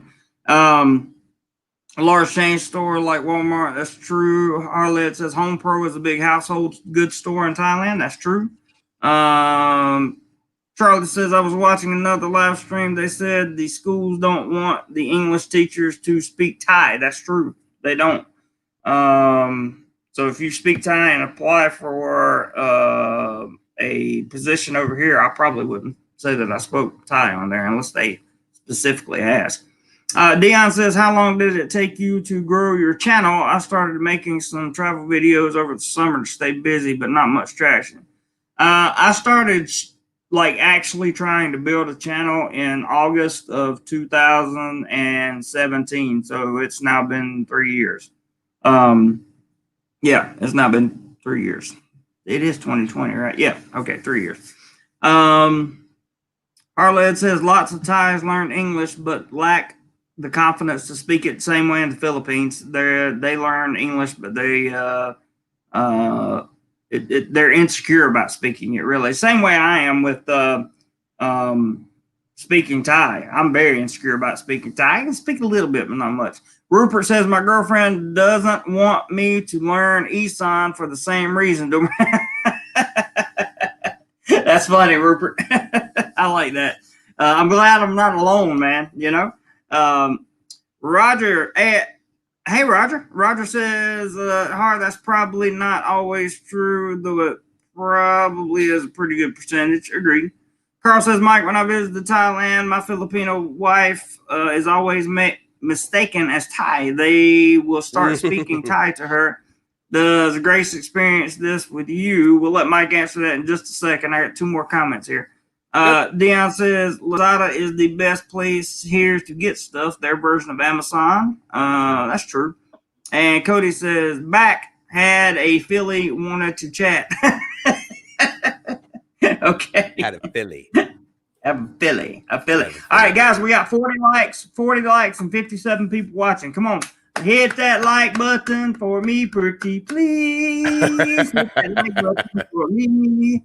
It don't cost anything to hit the like button. If you want to do something that costs, you can contribute to the channel by the link that says, what does it say, Mike, at the bottom down there? Mike says, buy me a smoothie, and mine is Doodly. Do more PayPal. Yeah. Dude.ly. So Doodly/do more PayPal, just so you guys know it. Additionally, I also know that Robert and a bunch of guys over in your channel put your PayPal link up there, so which is cool. Yeah. So that the gentleman who asked the question about does Gracie get mistaken for Thai? Gracie gets mistaken as the default Asian woman for any country we're in. The same thing happened in Vietnam. But yes, Gracie and I will walk somewhere and someone will look at me and then they'll look at her and they'll start speaking Thai. Gracie speaks less Thai than Jeremy. And so she simply says, I'm sorry, I don't understand. Now, additionally, we've discussed, I said, look at, Saudi Krap and that sort of thing. And I think this is actually a smart idea on her part, is that she speaks zero Thai to anybody because of the way that she looks and her height. And I mean, she looks Thai here. She looks Vietnamese in Vietnam. She looks Filipino in the Philippines. Is that if she speaks any Thai, they will be like, oh, brrr, you know, and so she's like, so she's always speaking English. She's like, yeah, I don't understand. I'm really sorry. That's a good move. But what was interesting is a lot of times, to your shy discussion, is she would just, she wouldn't say anything. She would just like look down or whatever. And I noticed from the facial expressions of the people, traditionally women, that were like trying to interface with her, is that they got the impression that she was like this real snotty Thai chick. Right. And she's like, look, I'm only going to speak English with my, you know, with my newfound Americanism. And, and so they always, and so I also learned how to say fan Philippine, which is basically, you know, so it here to the, so the guy, so yes, so it happens to your, when you have a Philippine wife, have you had the experience that when you tell, usually girls here in Thailand, like, oh, I have a, you know, I have a Filipino wife. I'm amazed. So many of them have said, oh, Philippines, girls, very beautiful. Because did you get that? Do you ever hear that from Thai girls that a lot of people think Philippine women are beautiful over here? Thai girls, absolutely. But if I ask a Filipino the same thing, I usually get the opposite answer most of the time. Philippine like girls say what? The Philippine men and women are so proud of themselves. I did a video. Right. I did a video of racism and rudeness in the Philippines. At no, so what had happened was a guy had written a comment to one of my videos, right? And he was talking about how when they say "Hey Joe" or when they stare at you and that kind of thing, that it's racism and rudeness. And so I read his comment, right? And then I went through and I dismantled his comment because I explained to him that the looking and staring is curiosity, nothing more. Curiosity, right? And the "Hey Joe" is because they were all Joes, right? From the American G.I. Joe that were stationed in Subic Bay, Olongapo, along that area when they were over there fighting. They were Joes. So everybody called them Joe. If you have white skin, doesn't matter where you're from in the Philippines, they're going to say, "Hey Joe." That's just, you know, a common thing. It's not disrespectful in any way. And it took me a while. My point is, even though I made that video and I made it extraordinarily clear, I mean, extraordinarily clear that I did not believe that either one of those was racism or rudeness. I have Filipinos and Filipinas on there just blasting me. I mean, just enraged because I even dared to put up a title like that, right? Huh. And you don't get that here in Thailand. I don't get that here in Thailand. You should read some of the comments. But some of them I delete because they're just so nasty. But that sect of Filipino people are just so proud to be Filipino that they can't take any other like you can't say anybody else is pretty. Like I can't say a Thai girl's pretty because then you got the whole the Philippines, you know. And I have that is one of the most unusual experiences that I have ever faced in my life. I know for a fact not all Filipinos are like that because some of them on that video have left a message saying, "This is so well done. This is yeah." So you know, yeah, that makes sense. Yeah, this is very good. But all my Philippine videos, when I talk about the Filipinos in general, for the most part, I get hate comments. Okay. Even though I'm not saying anything bad, but there are those that come on there, and I've had guys that come on there and say, "Thank you so much for explaining this," and they will repeat the same thing that I said in the comments, like, "We're just curious." And this goes to my point. I actually shot that video at a Catholic or in front of a church in Bambang in the Wave of Vizcaya in the Philippines. And when I was there, I was so used to people saying, "Hey Joe," you know, staring at me, that kind of thing. And here's why. I may have been the only white person some of these people have ever seen. And with that carries a lot of responsibility too, because you're not just representing America, you're representing foreigners. All of them. Yeah, exactly. Right. Yeah, I agree. I've never been called Joe, but I get the stares. Again, usually in places where, they haven't seen a lot of Westerners, basically. I mean, you could be Swedish, really, and, look like me.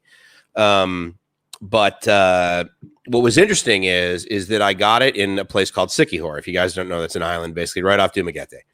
Mm-hmm. And I was amazed. I would ride my motorbike down the street, and literally people would pause and look at me like this. And I thought, okay, I'm staying in this. I mean, I'm going to say resort. It wasn't like this, palace, but they called it a resort. Right.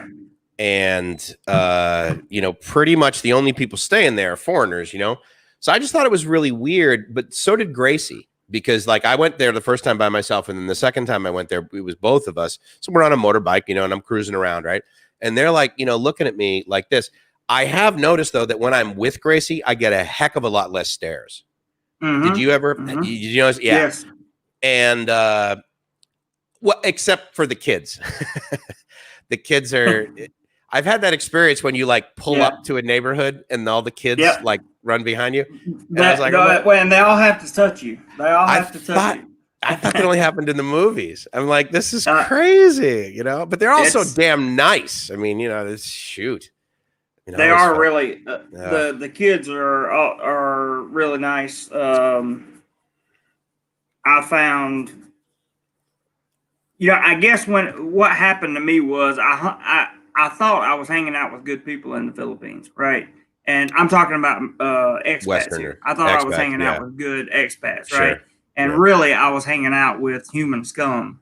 And I didn't find that out until later. But their image and their character, I was misidentifying, and which normally does not happen. I saw all the red flags, but I ignored them because I was, I was moving in a direction that I thought I could outrun the red flag, basically. Sure. By the way, guys, that doesn't happen. Okay. No. So, and that was my particular problem when I was in the Philippines, and why I got so many death threats when I left and broke up with my girlfriend at the time.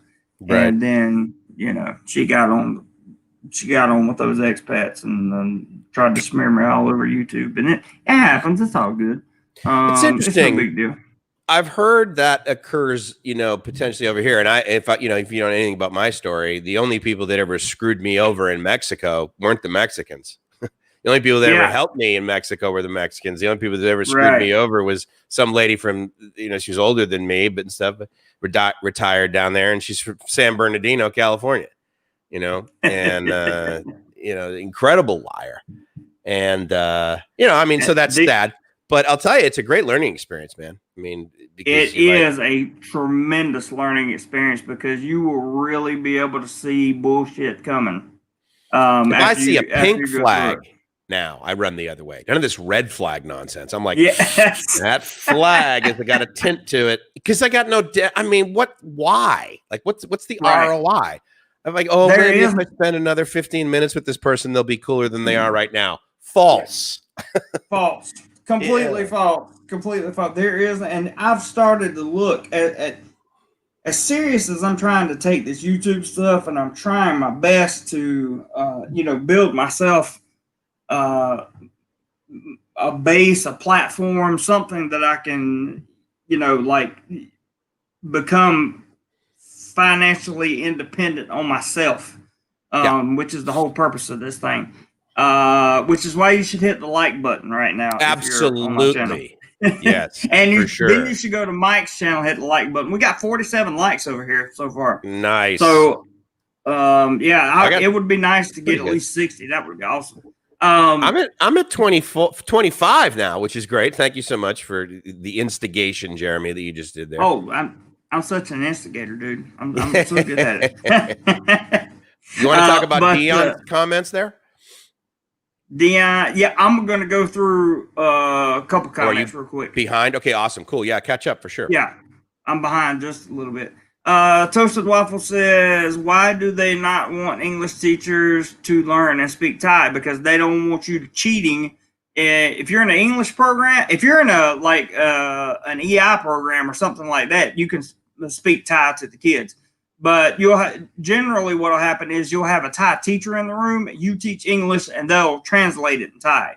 But they don't want you speaking Thai because they don't want you. If you speak Thai to Thai children, they're going to speak nothing but Thai back. All right, yeah. You're not gonna. Your English teaching is over at that point. Stuck in Florida says, I like trying to speak the local language. It's always good for a laugh with locals. That's so true, Stuck. That's so true. I agree. They appreciate it. Yeah. I am in and out. I got a PayPal. Love you guys so much. Love you guys so much. Roger says he is in and out of chat again, JC. That's okay, man. Do your thing. No problem. What's your total up to now for the weekend? Are you at like 150?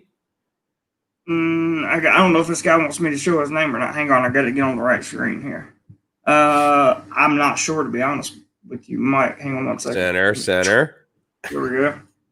So we got a $12.95 USD. $12.99. That's weird. that's the oddest combination of numbers I've ever had for a PayPal. But is there a drop down, or you just? I've been to your PayPal thing. You just type in a number. I can give you 1313 or something, right? Well, yeah. So $12.95. It's interesting, yeah, because I know that the membership. That's one of the things that actually bums me out about YouTube membership is that they set the prices. It's kind of annoying. Maybe, yeah, they set the prices. Maybe he's taking into account what's 3% of. No, it wouldn't be $2.95. No way. Okay. Anyway, Dion says, many Thais think my son is Thai and works well for him in places with dual pricing, 20 baht for him and 200 baht for me. And we'll come back to this in just a second. Yeah, it's a topic, yeah. Yeah. Dion says, one of my favorite hotels ever is called Coco Grove on Siquijor Island in the Philippines. A great spot. Cody says, 50 likes. Yes, we have 50, now 51. Let's go. We tried to hit 100 yesterday and got close, and we can definitely do it. Dion said the $95 you got yesterday was awesome. That was a good, generous guy. Absolutely. That was Alan. He dropped 95 so Cody would become a channel member. But yeah, we're doing about doing like 130 for the weekend, I think, Mike, which is very, very, very, very cool. And always very, very much appreciated. But smash the like button. Back to Dion's comment. He says, many Thais think my son is Thai and works well with the pricing. Wait 1 second. Mr. Mitch says, many times I do an odd number in PayPal, so when I see it on my bank account, it stands out. Good point. Yeah, I do very similar things, yeah. So let's talk about dual pricing. Indeed. What you got on dual pricing? What do I got on it? Bottom line, I don't care. I absolutely do not care. There is, if I need to buy something and I find that the value is there, I will purchase it for that amount. I will bargain. I will negotiate. That sort of thing is fine. But when I go up to a place and they're like, yeah, it's 20 baht for Thais and 200 baht for me, I'm like, okay, I don't complain. I'm just like, look, here's the deal, dude. I grew up in the United States. Okay. So at the end of the day, I have the ability to pay more. And I was also blessed with a couple of things, not the least of which was a brain to be able to get a decent degree, to be able to get a decent, job and earn a decent wage. And I don't feel like I'm being taken advantage of. And personally, I'm okay with it. So that's just my 95 cents. How about you? I am 95% of the time personally okay with it as well. The reason I say 95% of the time is because if I get, like you said, 20 baht versus 200 for a Thai, I'm more than happy to help the Thai seller, right? That I'm more than happy to pay the extra 140 baht because that's a lot of money to them. And I'm more than happy to do that. I tip very often when I shouldn't. When I actually really don't have the money to tip, sometimes I'll still throw as much as I can as a tip. The only time I have a problem with dual pricing is when it comes to absurd dual pricing, like a taxi ride, and then they want where they would take a Thai for 1,000 baht a long way. They would charge me 3,000 or 5,000 baht. That's the only time I have any kind of issue with it, and usually that issue is resolved by just a very humble, gentle conversation with the cab driver. Most of the time, you can resolve that. But in essence, in essence, I don't have a problem with it either, Mike. I don't care. It doesn't bother me. I don't look at. I've seen Thais come up before and get something for. I've got off the motorbike taxi of a Thai that was sitting next to me. They paid 20 baht for the same ride that I paid 80 baht for. I don't care. It doesn't bother me. It doesn't. Agreed. Yeah, and to Dion's comment, or you were the one that mentioned Richard, right? And I get that. I mean, look, here's the deal: is that. If any of you guys know me, or if you watch my channel, maybe you're new to me or something like this, but I mean, I am obsessed with gratitude. And, the fact that I got to wake up this morning, I mean, that is the foundation of why I'm going to have a terrific day. Everything else is gravy. I mean, the fact that I have a computer, that I have internet, that I have 2 laptops, for God's sake, that I can just walk 4 meters and grab something to drink, or grab another thing to drink, or grab food. I don't want for anything really. And so, I mean, I just say I'm the luckiest guy in the world. And so if I'm in a scenario that I don't like, usually I will either get into a scenario that I do like, or I will potentially do something about what's around me, which I really can't as a foreigner in any country. And, but I'm not going to. When I was in the Philippines, the same thing would happen. Gracie and I would go to the market. And if I was with her, they would try and charge a lot more money. It bothered her a hell of a lot more than it bothered me, because I was like, look, I get it that it's unfair. But here's the thing. I don't need to charge someone $5 more so that I can eat a little bit more. This person wants $5 more from me. I've got $5. Okay. Here's the other thing too, is that occurs in many scenarios all over the world. I worked in higher education in very expensive universities. And let me tell you what happens there, especially the private ones. We charge smart people less. It's called a scholarship. And if you're not smart, you're average, we'll still let you come in and we'll charge you full fare. And that is the absolute reality of it. I know that we can debate this and people want, life to be fair and that sort of thing. And I get that. But my point is that I have the ability to remove myself from that scenario. I don't need to go to the Sanctuary of Truth every friggin' weekend. Yeah. It's arguably kind of expensive. I mean, I can vote with my wallet, and personally, I prefer to vote with my wallet versus outward sort of public chastising of the local community. And that's something I stay away from 100% completely, is is chastising of the local community, because that can only end up worse than it was before the chastising started. Plus, it's no fun. It's like, look, dude, it's no fun. I wear rose-colored glasses, and a lot of guys will bitch about that and be like, "Oh, Mike, you're unrealistic," or whatever. Okay, for you, but guess what, dude? I'm happy 25 hours a day. So you don't have to be me. But I mean, I look out and I'm like, yeah, there's some garbage there. But if I look a meter to the right, there's a plant. So I'm going to focus on the damn plant. Right. It's just better 100%. Better for me. It's It is what you make of it. It's almost like the cost of living, right? It's whatever you want it to be.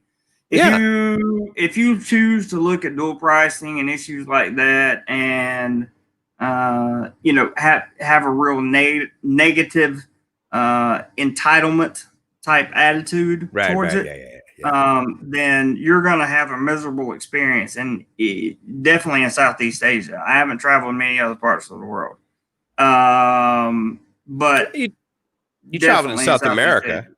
Yeah, I was in Peru, and it went on there too. I mean, it was the same thing. Sure. The only being here, actually, dual pricing for me is not that bad. The only time that takes place is when I go to a market or something like that. But even at the market, I can bargain a little bit. I pick up 2 shirts that were supposed to be 600 baht, 300 baht a piece or whatever.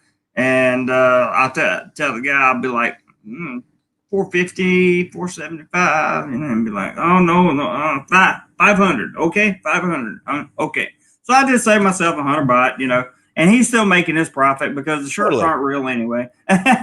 What's interesting too is that I don't know if this has happened to you. I frequent places, right? Like, so if I have my coconut shake guy, and I have my chicken and sticky rice lady, and I have my apple guy. Yep. And I go to these people. Well, after about 4 or 5 times, they're like, okay, he's not a tourist, and he's like coming back here. And there's a high, I don't know how they interpret it. In my mind, I'm thinking, well, they probably think this guy's part of the community or whatever. But at the end of the day, the more I go back there, the better the prices. I mean, I've been standing right next to like, I'm her regular, and I go there and I get my whatever. And just recently, the Thai person right next to me, who she didn't seem to know, they paid more than I did. So, wow. I mean, was that fair? Exactly. They're like, the lifetime value. I mean, if you're any slight business person, you're like, okay, the lifetime value of this Mike guy that basically every time he walks by my stand, he buys a coconut shake. Nobody does that. The lifetime value of this guy is 1,200 baht a month. Exactly. I'm going to give him friggin' shakes, like, or they over pour, right? They like give that extra, and then they put the cup on. Yeah. And same with I got a coffee guy. I got my Ekamai coffee guy, and he's got one of those, carnation with the umbrella attached to the motorcycle. And I go there, when I'm a block away and he sees me, he starts making my coffee, right? And that occurs at like Starbucks, and you get like the barista that knows you and they know your drink. Yep. And so I think at the end of the day, one could argue it's just sort of global favoritism. I believe it is. I believe it is too. And I have no problem with it. And for those of you that don't know, if you have a work permit over here, you can get into places like national parks, temples, guided tours, things like that at the quote unquote Thai price. I don't know if you're aware of that or not, but I've used that on several occasions. So, I use my driver's license for the same thing. Yeah. Same thing.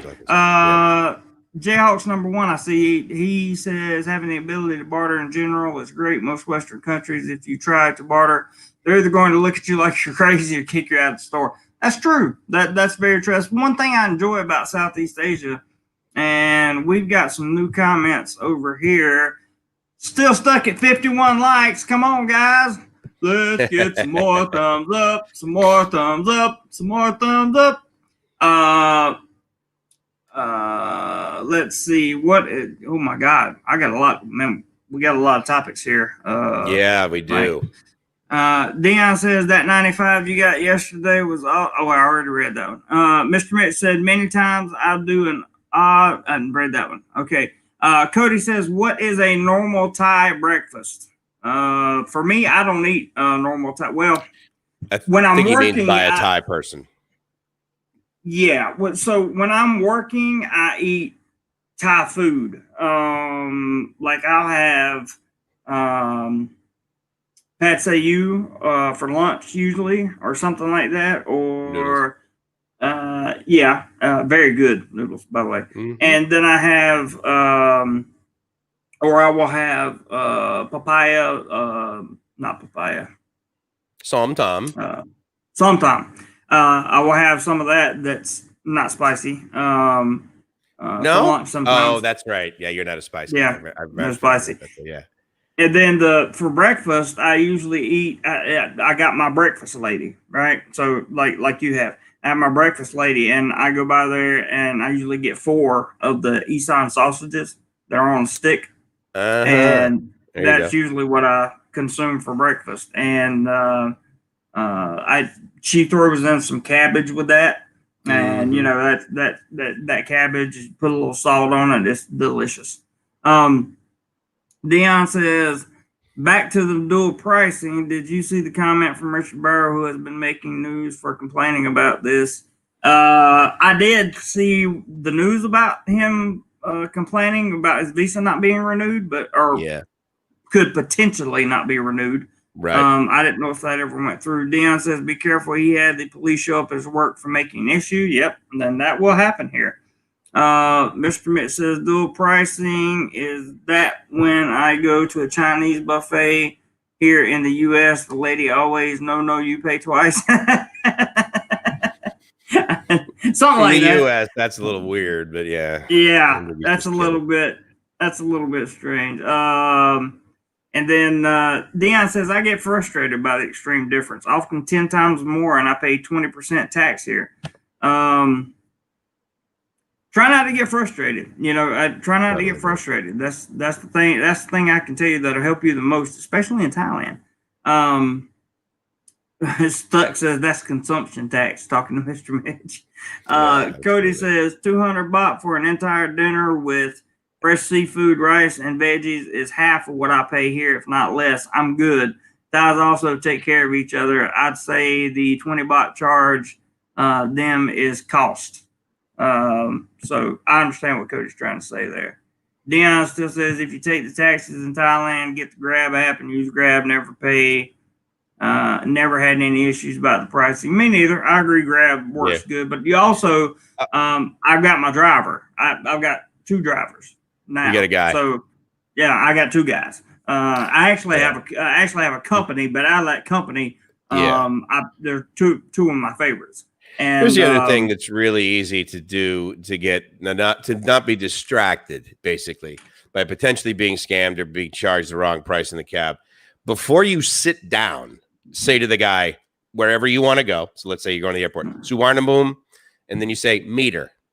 And if he just like looks at you sideways, like what? It's like, dude, trust me. You drive a cab after your 4th day, you understand the English word meter. Okay. Exactly. So if he doesn't turn the meter on, or he gives you even just like, because you want to know what, there's another cab in Thailand that will pick you up. That will charge you probably less than 5 feet away. Yeah, just turn to the right, basically. You'll get the next one. It's just so easy. But I agree. I like the Grab app. There's another one. So Grab does a ton of stuff, right? Food, deliveries, that sort of thing. Grab does a ton of stuff, yes. There's another one here, and I want to say it's called, have you heard of it? I think it begins with a B, Bolt. I believe it's BOLT, and it's only transport. It was basically the way that Uber first started in Bangkok. I have not heard of that one, Mike, but I will definitely check it out for sure. Get to some of your other. Mr. Waffle says just converted 200 baht to Canadian dollars, which amounts to $8.52 for that meal. That's awesome, man. Yeah, you got dinner with fresh seafood, rice, and veggies, the whole 9 yards, for a little bit of nothing. Carl says tipping the guy just 20 or 50 pesos who pumps your gas is a real joy just to see a smile. That's true. He's talking about in the Philippines with pesos. But yeah, that's absolutely true. Cody says it's $6.43 USD. A hibachi grill here for shrimp is $15.95 where I go here, plus tax, tip, and probably $3 for your drink. Also, $25 each total. So you'll be looking, if you want to take a date out in the U.S. where Cody goes, you'll be looking about $50 to go out there. Paul T says, is dual pricing mostly an issue when the prices are not posted? That's a fair statement, I would think. I've seen signs that just says Thai foreigner. I mean, you got to watch. I've seen that too. I mean, and right now, like you can't even go to Wapo. You and I cannot go to Wapo. Foreigners cannot go to Wapo right now. And there's a sign that also says, but again, that's a place of worship, right? I mean, we're there from a tourist perspective. Like it's pretty highly likely. There's not a whole lot of, devout Buddhists that come over here from North Carolina or California. But they'll have the signs. They say, Thai, foreigner, that sort of thing. And, there's also many establishments that based on your age will charge you less. Like if you're a 12-year-old boy, you're going to pay less than a 13-year-old boy for something. 100% agree with that. Dion continued on. You go. I'll be right back. Okay. Dion continued on. I almost never get overcharged outside of the main tourist areas. I find the majority of Thais are quite honest. That's true. Dion says, also now is a good time to give locals more money if you can. Many are struggling to get by right now. That's also very true. Rupert says rice soup, katam, I think that's how you pronounce it. It's popular for breakfast. It is popular for breakfast, and I have had that, Rupert. In fact, I may need to find a place that sells that on my way to work. That's a good point, Rupert. Very good point. Robert says, Jock. I'm not sure what that means. Todd says, you be here 4 hours. You go now. Robert Mack says, Vietnam, I haven't seen double pricing. That's interesting. Very interesting. We'll come back to that, Robert. And then Dion says, I downloaded that Bolt app. Cool. Let us know how it works.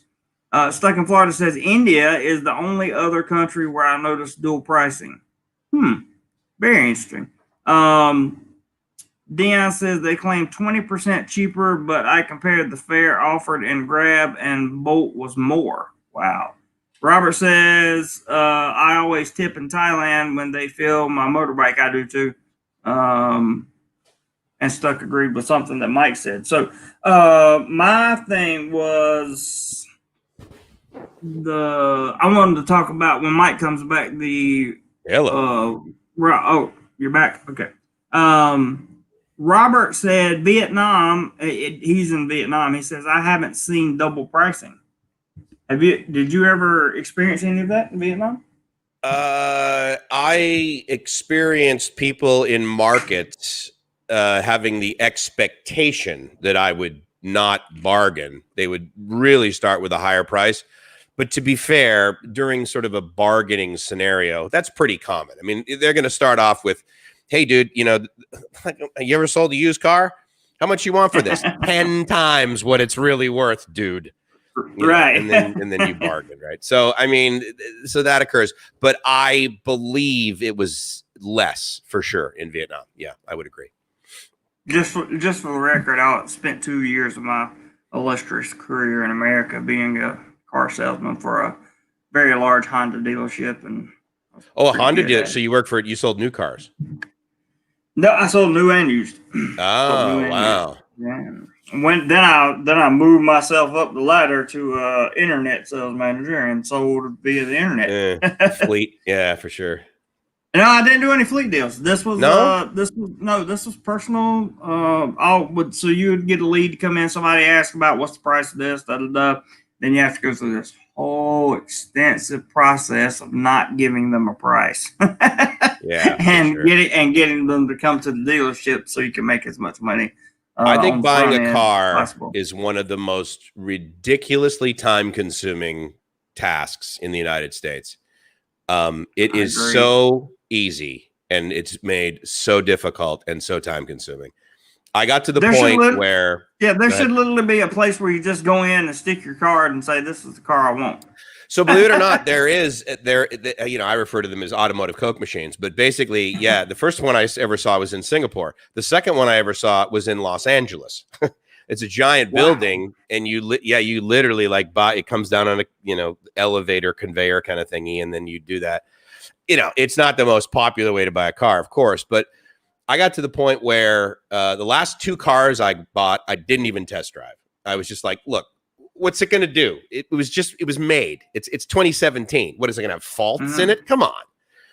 And the other thing too is that I would just go in and I would be like, so here's my car. I want another one of those. Like that was just, right. And because it was just such a pain in the ass. And I'm like, look, and I would go to the same dealership. I'm like, you guys have all my stuff in there. It's all the same. Just look me up either by telephone number or whatever. I just transfer from here to here. Mm-hmm. And it was an Acura dealer. And I was amazed at how reliably incorrect they would be. They would always get something wrong. Always. I'm like, this is all you do. Like, I don't expect you guys to fix my laptop. Like, I expect you to be able to sell me a car. Like, that's it. I don't, and it was amazing how much of a pain in the ass it was. I was, and then now there's apps, right, that you can get on your phone. And of course you can. Yeah. I will tell you that one of the places that I had probably the best car experience is CarMax. Did you guys have those in North Carolina? We have CarMax, but I never bought. I went through the CarMax process, but I did not buy the car there. But they seem to be about the easiest because they only sell used cars, and they seem to be about the easiest functionally, car dealership to deal with. So. Well, the other nice thing too, I think arguably they pretty much don't negotiate. It's pretty much a set price. Yeah, what you see is what you pay, pretty much. I'm trying to remember how much it is. I know that they basically take the amount that the car would potentially get at auction, and I believe they just add $1,000 or $2,000. I mean, it's pretty standard on each car. How would it work with Honda?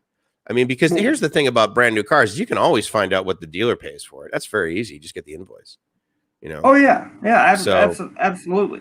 So would the market the problem with Hondas that's selling Hondas is there's not a large markup on the front end.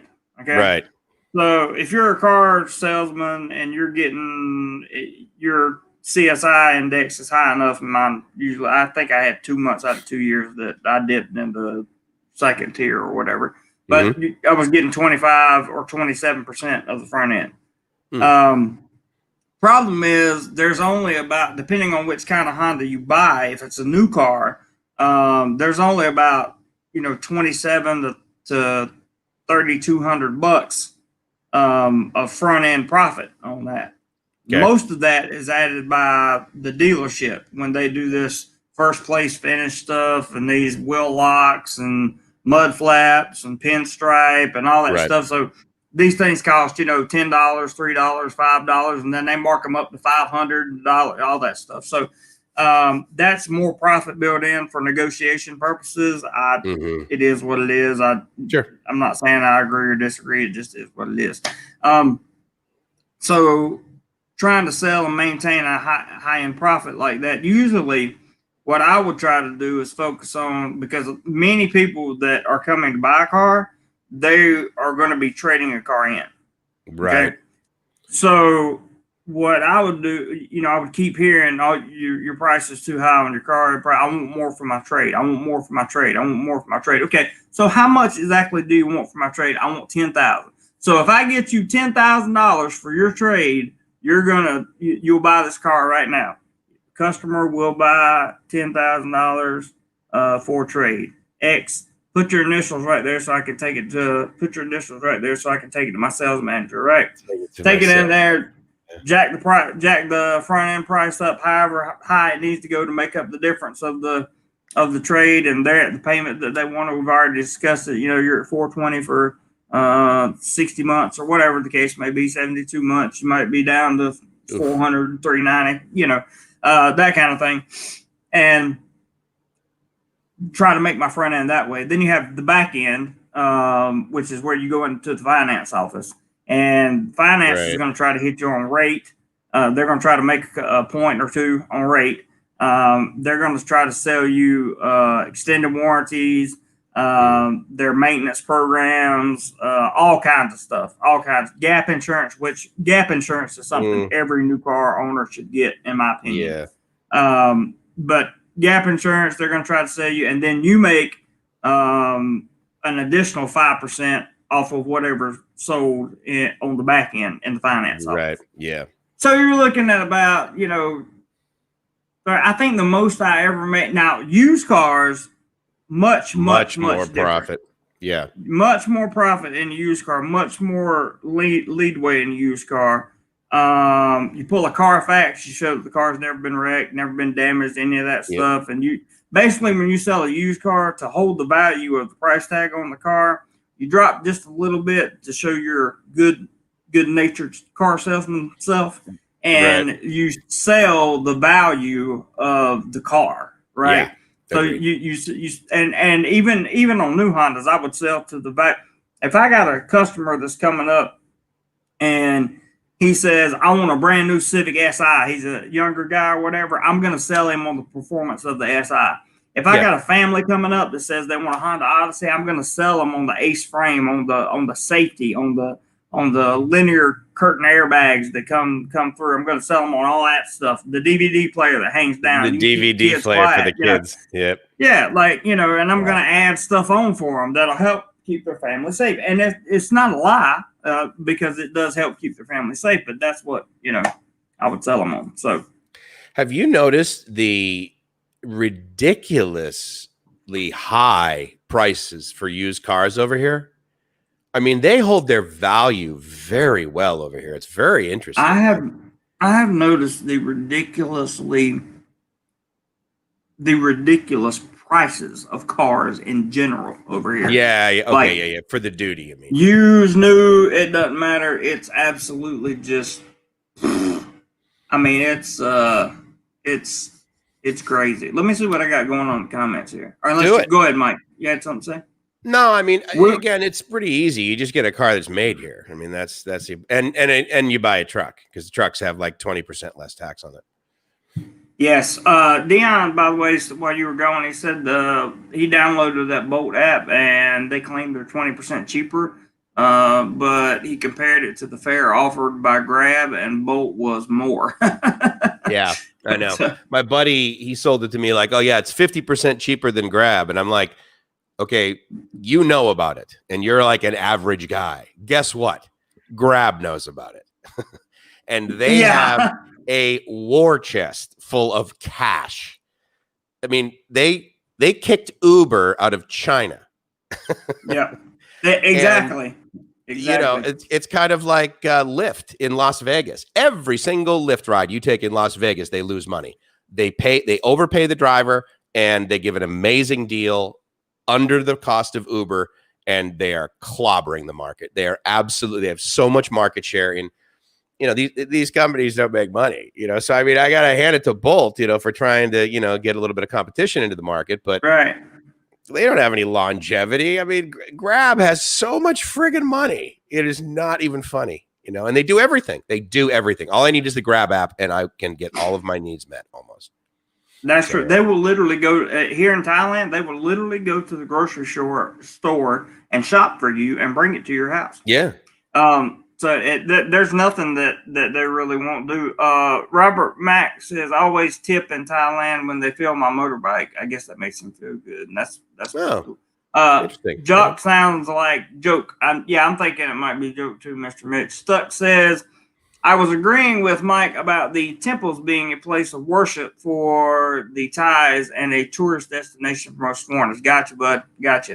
Mr. Mitch says, Thai kanji, known as jock and pronounced joke in Thailand. Interesting. Dion says the dealers make a lot of their money with their complicated financing. They focus on the cost per month over 5 to 7 years to make it seem like a good deal. Of course. They also focus on the fact that the average consumer has absolutely no idea how to calculate the appropriate financing. It's very sad. It's even more convoluted on a lease, and they really take advantage of the uneducated. I made the most money I ever made selling a car was, believe it or not, on a lease deal. Sure, of course. Because the lady came in and said, I want to lease this car for, I think it was 36 months, 15,000 mile lease, which is good because 12,000 mile leases is cheaper, 15,000 mile leases cost a little bit more. And she said, what's the quickest way we can handle this? I said, well, sticker is quicker. And she looked at me and laughed, and I pointed at the MSRP on the car. I said, "I tell you what," I said, "I give you half price on all our dealer offered accessories, and plus the MSRP, and it's yours." She's like, "Okay." That's once in a lifetime when that happens. Pretty easy. Yeah. To make like for a car salesman, especially a Honda salesman, to make like about $1,800 on the front end of just the front end of a car deal was pretty significant. I think I wound up making about $2,800 total on that one deal, including the back end. That's pretty decent. Yeah. Patrick says Uber sold Southeast Asia business to Grab, and I agree. He says Uber owns a piece of Grab. I wasn't aware of that. I thought it was simply the investment company that invested in Uber also invested in Grab. I wasn't aware of that. You have to teach me about investment. I was reading last night how these companies go without turning a profit for years and years and years, but they all making money. All the employees are making money. I don't know how that works. We're going to have another McDonald's meeting. All right. Gonna have to good. That too. Absolutely.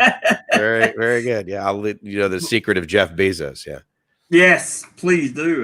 Dion's, we read that. Stuck says, "I haven't had a car payment since the early 80s. Good for you, man.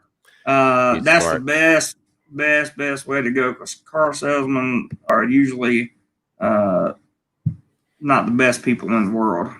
Thank God I'm not a car salesman anymore." Let me quickly answer Todd's. Go ahead. Yeah, I was just going to say that was before I had my lifestyle change too. A lot easier to lie. Yeah. I'll answer Todd's question because I saw that you put it up there before, Todd, and I really apologize. I have heard from Brian. Actually, he popped in on the live stream a couple days ago. Brian Polito, I assume you mean, and he's doing okay. He's depressed. At the short answer. I mean, he's just like, dude, I'm stuck in friggin' New York, and I want to go to Chiang Mai like more than anything in the whole world. So yeah, if you're able to reach out to him, please do, because he's a really, really good guy. But yeah, I have heard from him, and so far I think he's doing okay. Thanks for asking, Todd. I got one of those people, one of those phone calls last night, and it is what it is. Stuck says, "If it depreciates, I don't pay interest on it. That's my rule. That's the best rule ever, because as soon as you drive off the lot in that car, it loses about 18% of its value. Roughly. 18? Yeah. On a Honda? And that's why, yeah. And that's low for a Honda. So the reason that I say get that gap insurance when you buy a car is because the gap covers what you currently owe on the car and what the car is actually worth. So if you drive it out into the street, make a left-hand turn, and a tractor and trailer smashes you and totals the car, your insurance is not going to pay for the total amount of the car. They're going to pay for what it's worth, which would leave you owing what you still owe on the car, which is everything that you just signed, right? But that gap insurance up to $10,000, it'll close that gap, so you won't owe anything.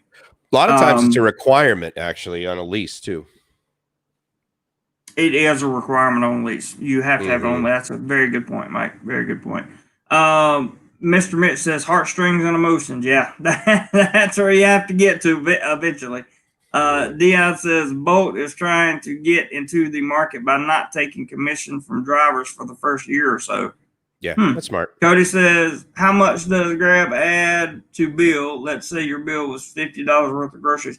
It depends on, you have to look, and it depends on where they're going, how far they have to travel, and then you'll see a delivery charge up there.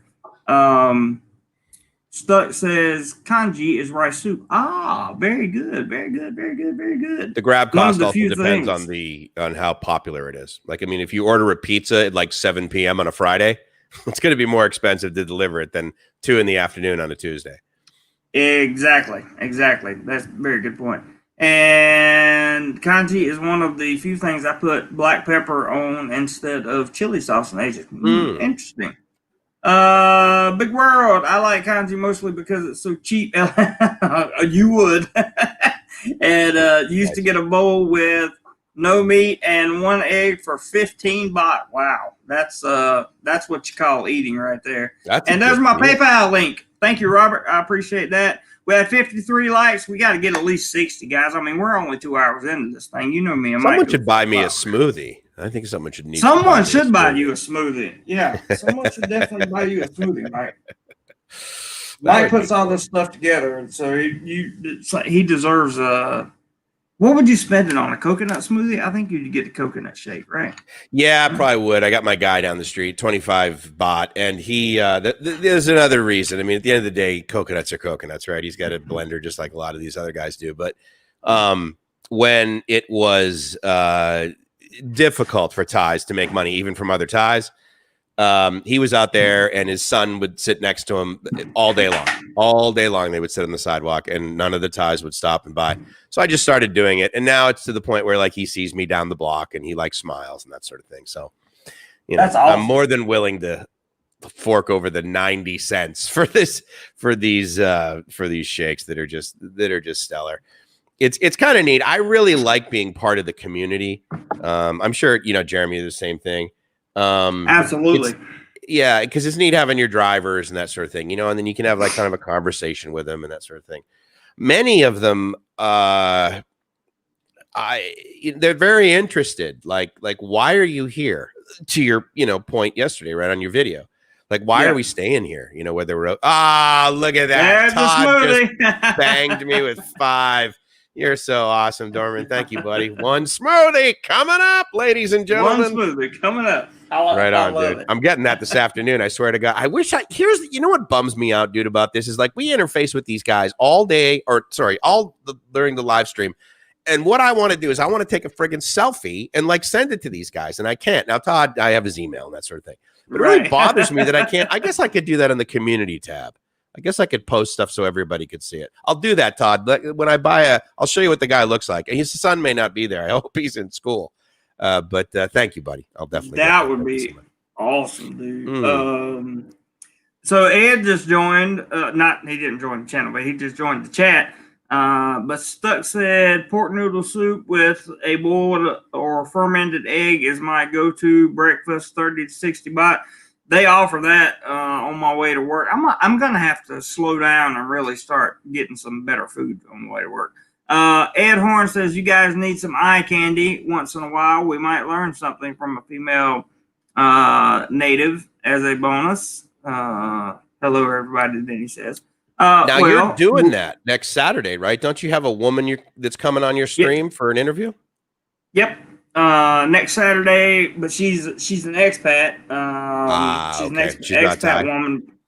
She's not Thai, but she is.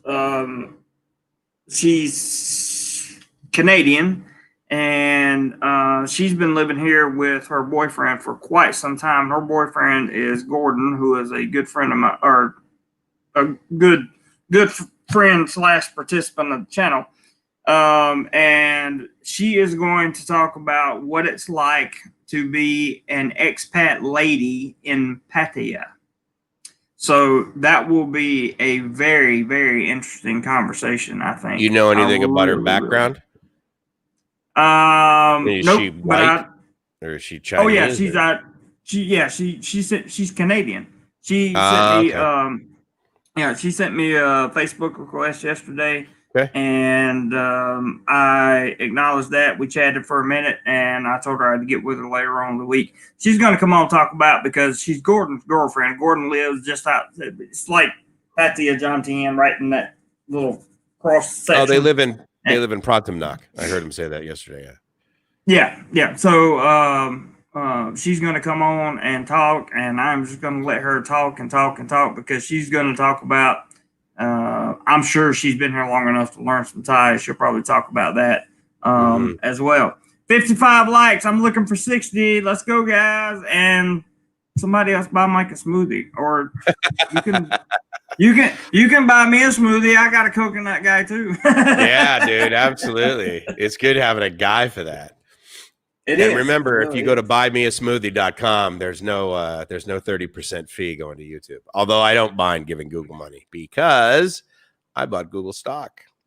That's probably a good reason not. Yeah, I did learn something about the stock market yesterday, and I learned that I learned that the S&P is basically controlled by 4 or 5 companies. I can't remember. It was Google was number 5. Then let's see, Facebook, Apple, Microsoft, and What do you Google. mean? What do you mean controlled by? In other words, Well, I mean, yes, like those are if the you most wealthy companies. yeah, those they own like 25% of the total S&P, the total value of the S&P.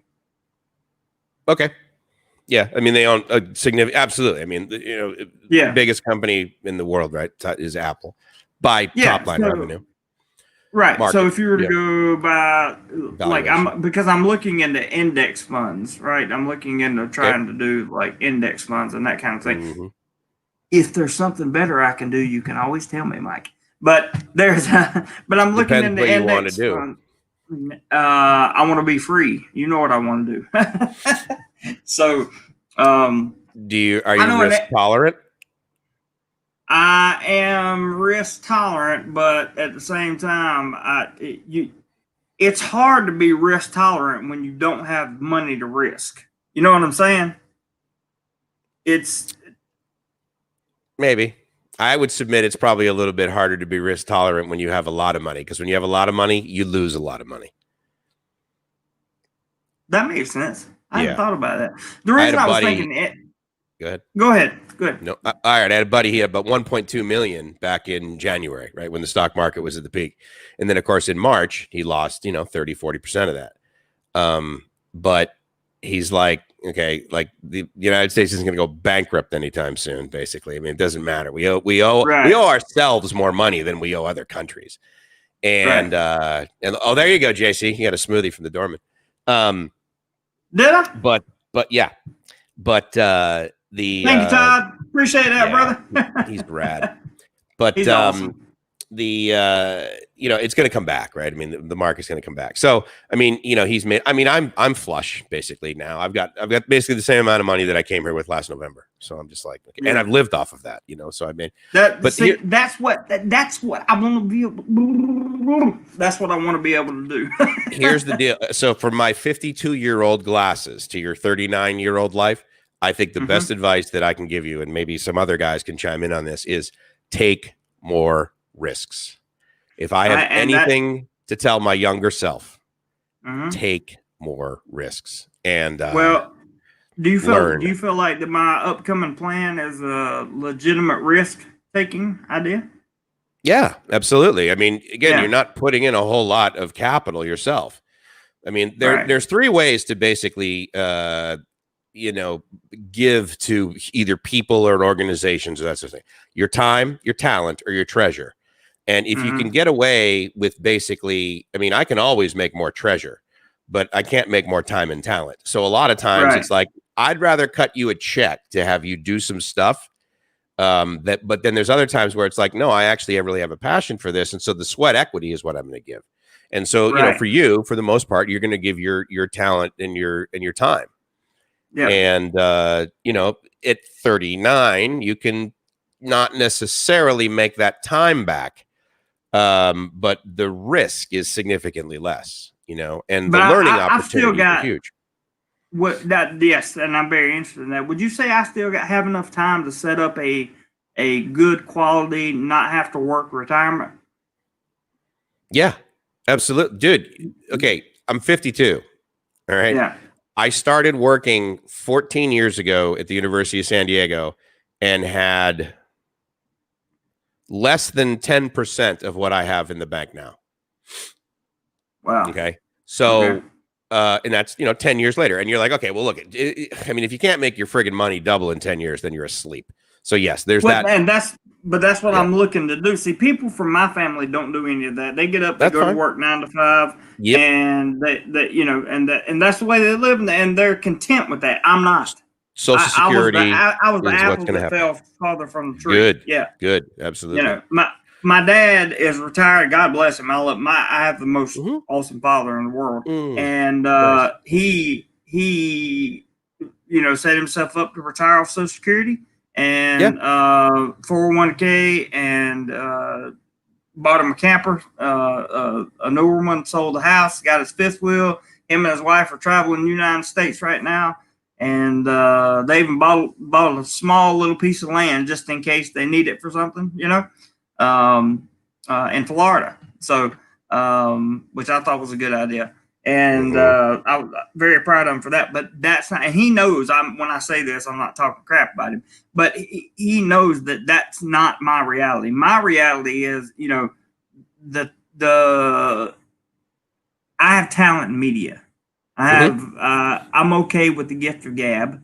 Yes. Yeah, I can relate. Like I'm not exactly. I'm not the best, but I have, I'm okay.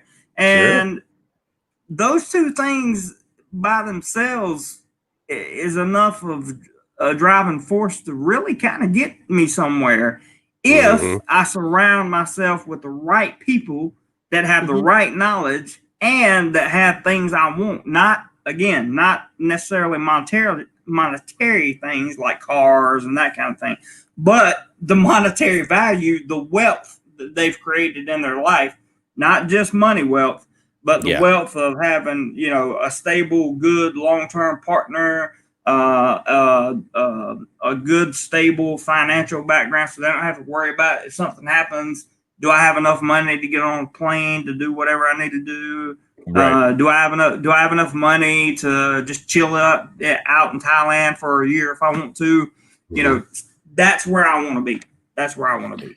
Yeah. And again, at 39, I was making the exact same statements. I had just come off of basically my business in Mexico. I was closing that and pretty much was only going to be doing consulting in the United States. And I was like, I need a real job, meaning I need a 9 to 5-ish kind of thing with an organization that has an HR department, and I'm going to get a 401k.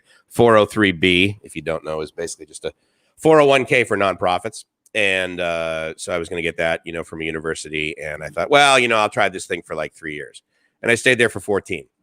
And, here's the probably, in my opinion, the biggest disappointment about investing is that initially it doesn't grow as fast as you want. Right. It's very much like that. And then it really, compound interest kind of thing. So, that can be kind of frustrating, right? But the good news again about I'm okay with the patience on that though, with being patient on that. I'm okay with that. Good for you. I don't have a whole lot of patience actually, so that's been a detriment occasionally. But anyway, I'll tell you that the nice thing about the U.S. is that there's a lot of behaviors that have occurred in the U.S., a lot of companies that have occurred in the U.S. that basically you could say other countries are copying. And to Dion's comment there, I want to talk about that. Alibaba. All you got to do is look at Amazon and be like, okay, everything Amazon did that was successful, Alibaba is doing.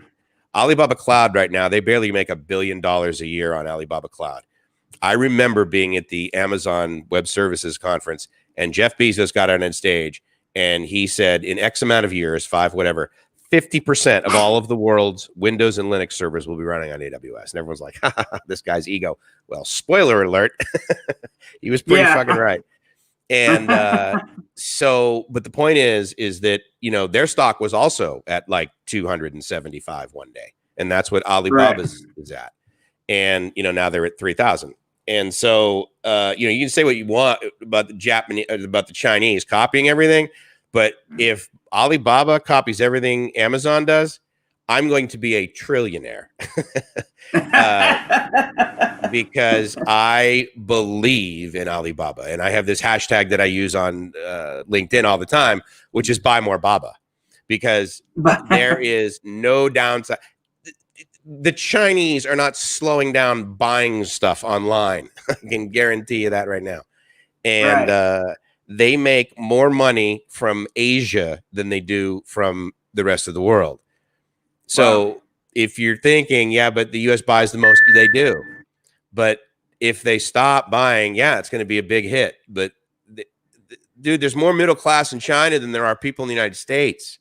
That's true. Okay, that's true. They buy stuff. They're obsessed with buying stuff. So I would, if you want to read that whole comment, we can talk about that a little bit more. But yeah, that's the real key, is watching successful companies in the United States, seeing where those are being duplicated elsewhere. I like that, because I haven't thought, I've never thought that way before, because I've always been, well, I spent 10 years of my life just being stupid. And then, I've never been, a lot of good lessons learned there, but then I did get a college degree in my 30s, which is a good thing to have. Yeah. I mean, it's the only reason I can teach over here now. So, but I've never been of the mindset. I've always lived my entire life, except when I got to Thailand. I've always lived my life paycheck to paycheck. And I said I would never do that again. Now, unfortunately, with YouTube being my secondary source of income, unfortunately, that paycheck to paycheck mentality, it hasn't quite come to fruition yet. But if I don't get that $1,200 stimulus check that they're talking about getting, right, it's probably going to come to that point at some at some point in time over here, and that's going to be a difficult living for me unless YouTube improves. And I really think the content that I'm making now and the content that we make on Sundays, I really think that and I'll be back into making videos, but I can't get back into making videos until I either A, have vacation time, or B, have a job which permits me to have more free time. Right. Yeah, no, totally. Which is what we're looking for. I think that because travel is pretty much shut down around the world for the most part, I don't think people are watching a lot of travel videos. I think more people are doing, like the guy said earlier, they're kind of living vicariously. Yeah. So, agreed. Yeah. It's an interesting, I mean, again, planning for the future is a great thing. But I think being flexible, right on, man. I think being entrepreneurial as you are. I mean, again, that's me, right? So I'm like, oh yeah. I mean, but it's tough. I mean, it's very. That's the other thing too about living in the United States. I'm like, well, maybe I should move over there. Maybe I should move over there. Maybe I should move over there. People are like, how come you lasted so? Many people in my field definitely ask me, how come you lasted so long at the University of San Diego? I'm like, I mean, it wasn't mentally stimulating. I was getting my mental stimulation and other things that I was doing with technology and global user groups and stuff. But they're like, how come you lasted so long? And I'm like, because it's real easy for me to do exactly what I did tomorrow, which is wake up in the morning and go to work, and then magically at the end of the month, the amount that we agreed on shows up in my bank account. And, it's real easy to get in that, and people can call it a rut, or they can call it a guarantee or whatever. But I think for guys like you and me that are a little bit entrepreneurial, it's like, I kind of want to mix it up a little. You know what I mean? Yeah. So anyway, but let's get to that comment about what did the guy, or I can't remember who the gentleman was who talked about the big three. The big three in China, basically. F1 race. I forgot you liked that. Yeah. Was it on the big three in China? Was that on my channel? Yeah. One of your guys talked about BAT, basically. Okay, hang on one second. Baidu, Alibaba, and Tencent. You talking about Dion? Where he said Alibaba grows as Amazon grows. They are the Amazon for sellers. Many people who sell Amazon use Alibaba to source the products. Yeah, maybe that was it. I think I saw a comment and someone mentioned, the three big stocks, if you will. The tech ones in China are Baidu, which of course is their Google, Alibaba, which is Alibaba Group, which is a number of properties. And then Tencent. Oh, there it is. Dion says in China, the big three tech companies are Baidu, Alibaba, and Tencent. Okay. Tencent makes an interesting acronym. BAT. Yeah, versus Fang, right? The BAT has fangs. Facebook, Amazon, Netflix, Google. Right. Yeah. All right, go ahead, Mike. Talk about it. I want to hear. So here's been my thing is that I've been in and out on Baidu. I've invested, and then I've been like, they've been kind of rocky. Now, to be fair, Baba has absolutely been pretty volatile. I mean, they've been down. I think like last fall they were down to 160, and I think they're like at 260 now or something like that. And but again, you got to remember, they were when they IPO'd, they were the biggest IPO ever in the world for a tech company. And, they bring down Jack Ma, who was the chairman at the time, and they interview him, and they're like, so, what's the key to your success kind of thing? And he's like, oh, well, I really like the movie Forrest Gump, and this, high tech, tool of an interviewer guy, from Wall Street says, that's a fictional character, right? And Jack says something like, I'm a billionaire, right? So, it was basically his response. And it's really interesting having, I did not have billionaire friends for a while. And then I got a couple, and I got a couple of guys that were like, in that Forbes top 50 thing, and again, just to be clear, those guys are, yes, they have a lot of money. They have a lot of opportunity. They have a lot of resources at their thing. But if you say, oh, yeah, he's worth $48 billion. I used to love one of my buddies. He'd be like, yeah, I'm worth that amount of money if I sell everything. Right. The only way I'm worth this much money is because I have this company that's got a valuation of basically 40 billion. And then I've been able to do some investments, and I got 80 billion. I got 8 billion over here. I got 17 homes. I got 19 boats. I got 48 cars, and I got like, what am I going to do? Wholesale them this weekend so that I could sit on a pile of money? So, and that's how I would love when, the stock market crashed, right? And they're like, oh yeah, Jeff Bezos lost $1 billion. And I'm like, dude, trust me, you only lose when you sell the stock. And Jeff Bezos is not selling his Amazon stock. He believes in that company more than anybody, and so it's really interesting to sort of do that. Anyway, so Baidu has been up and down.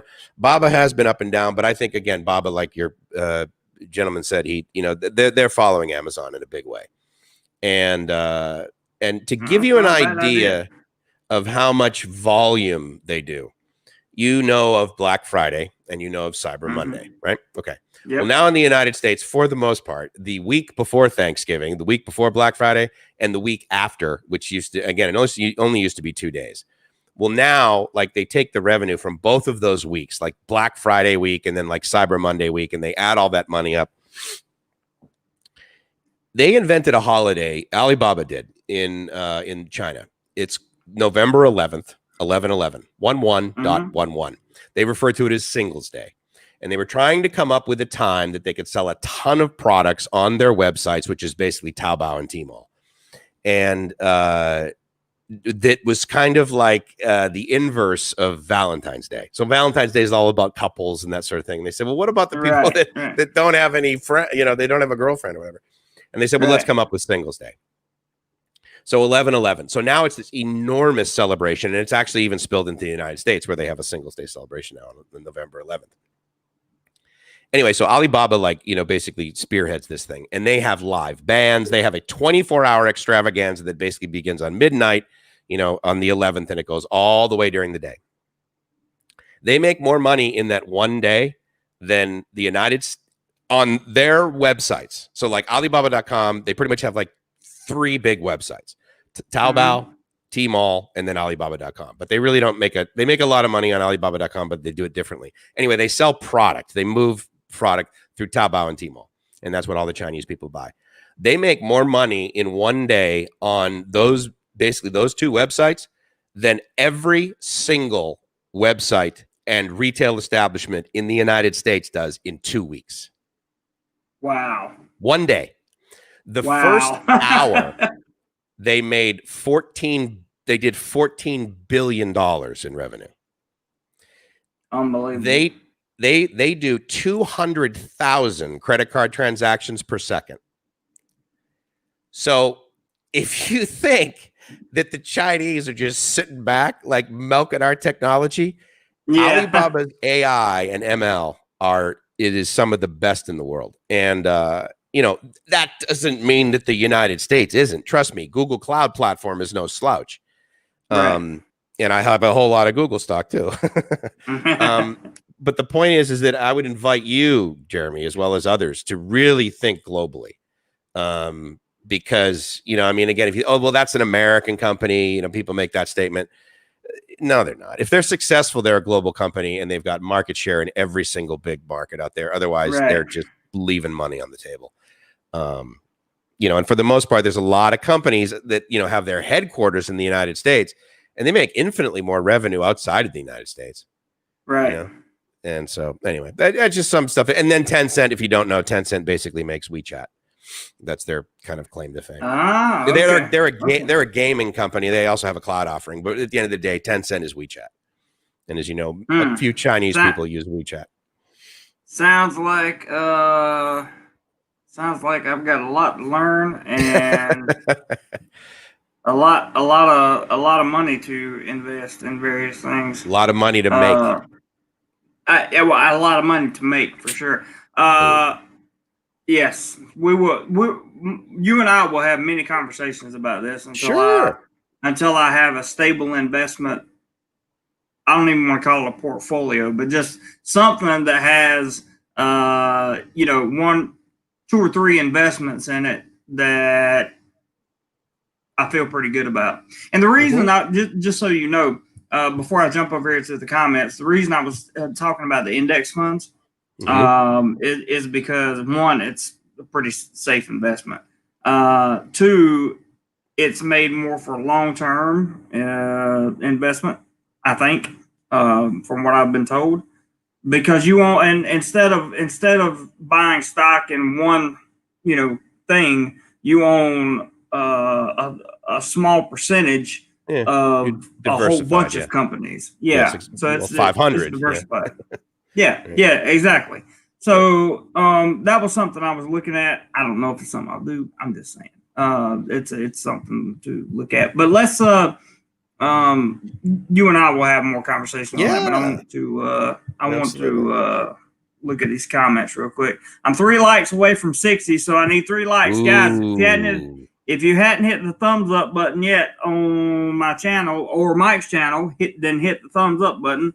Because I get warm and fuzzy when I get likes, and so there's 58. Now I need at least 2 more, and I'll be happy with the likes for today. I need at least 60. Yesterday we got 87, and it was just me. So you guys can do. You can do it. You can do it. Let me read where we were. Mr. Mitch, thank you so much for coming by. He's departing. I appreciate you coming by, buddy. Oh, Mr. Mitch, yes, if you're leaving, thank you very, very much for coming by and all your contribution. I appreciate it very, very much, very much. Robert, when you get a chance, if you're still there or stuck, either one of you, throw up my Teespring link in my comment section, because I would like to. I really want to see some Do More Life swag being. I think you can also go to Doodly/Do More Clothes. Let me double check and make sure I made that correctly. I think you did make that. That's also true. Does that sound right? Yeah, I can't remember what I did. Yeah, there we go. Sounds right.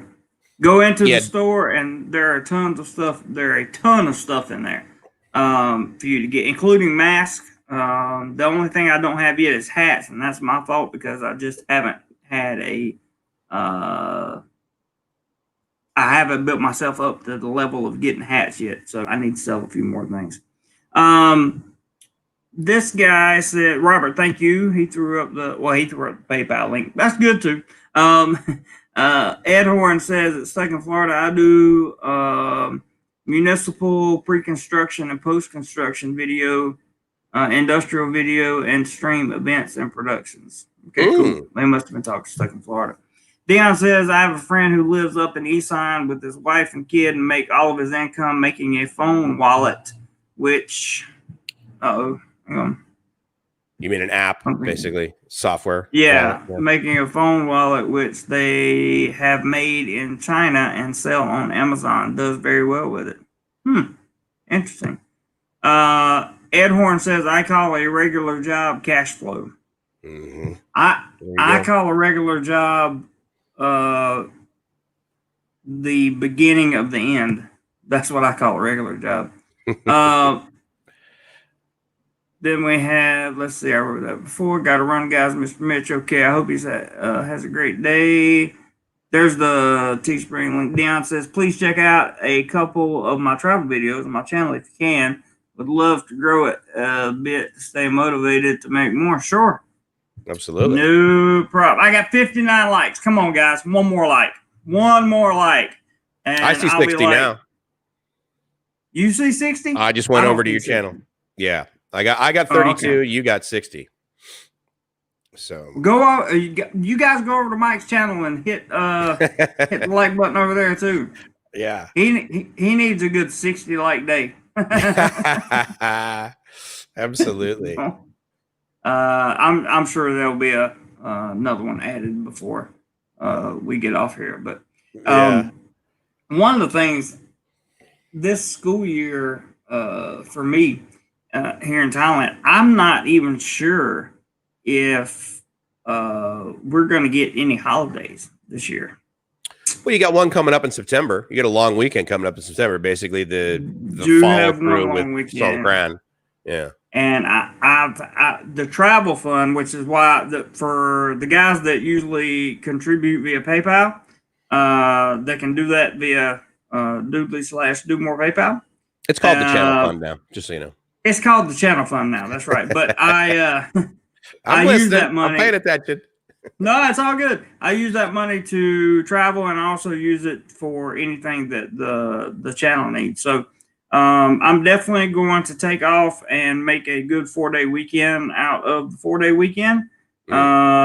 So contributions are greatly appreciated. You know where you're going, or do you want to say just yet, or no? Haven't decided. No, not yet. I'm torn between two places, and I think maybe I can do them both. I'm not sure. Okay, be a lot. Nice. Be a lot of traveling. Cool. I was going to say, you can spend 4 days. You don't want to spend a whole lot of time traveling. Hey, get to Dion's last comment. I didn't realize maybe he's in Bangkok. Let's find out where he is. Maybe we can hang out with him. I'll be right back. Okay. Dion says, Robert says, I see 60. Dion says, take care, guys. I will buy you some beers if I see you in Bangkok. Are you both in Bangkok? Yes, we are in Bangkok. Are you in Bangkok? That would be the better question. But both Mike and I are in Bangkok. If you're in Bangkok, Dion, we'd love to meet up with you for sure. But neither one of us drink. So you can drink all the beer you want. And I will drink all the Coca-Cola that you can buy me. For sure. Because I'm a big fan of Coca-Cola. Stuck says, Dion the Nomad, Mike nor JC drink alcohol. That's very true. Very true statement. But always willing to meet up for food or drinks or whatever the case may be. He says, okay, smoothies then. Hey, there you go. Smoothies it is. I like smoothies. That works for me.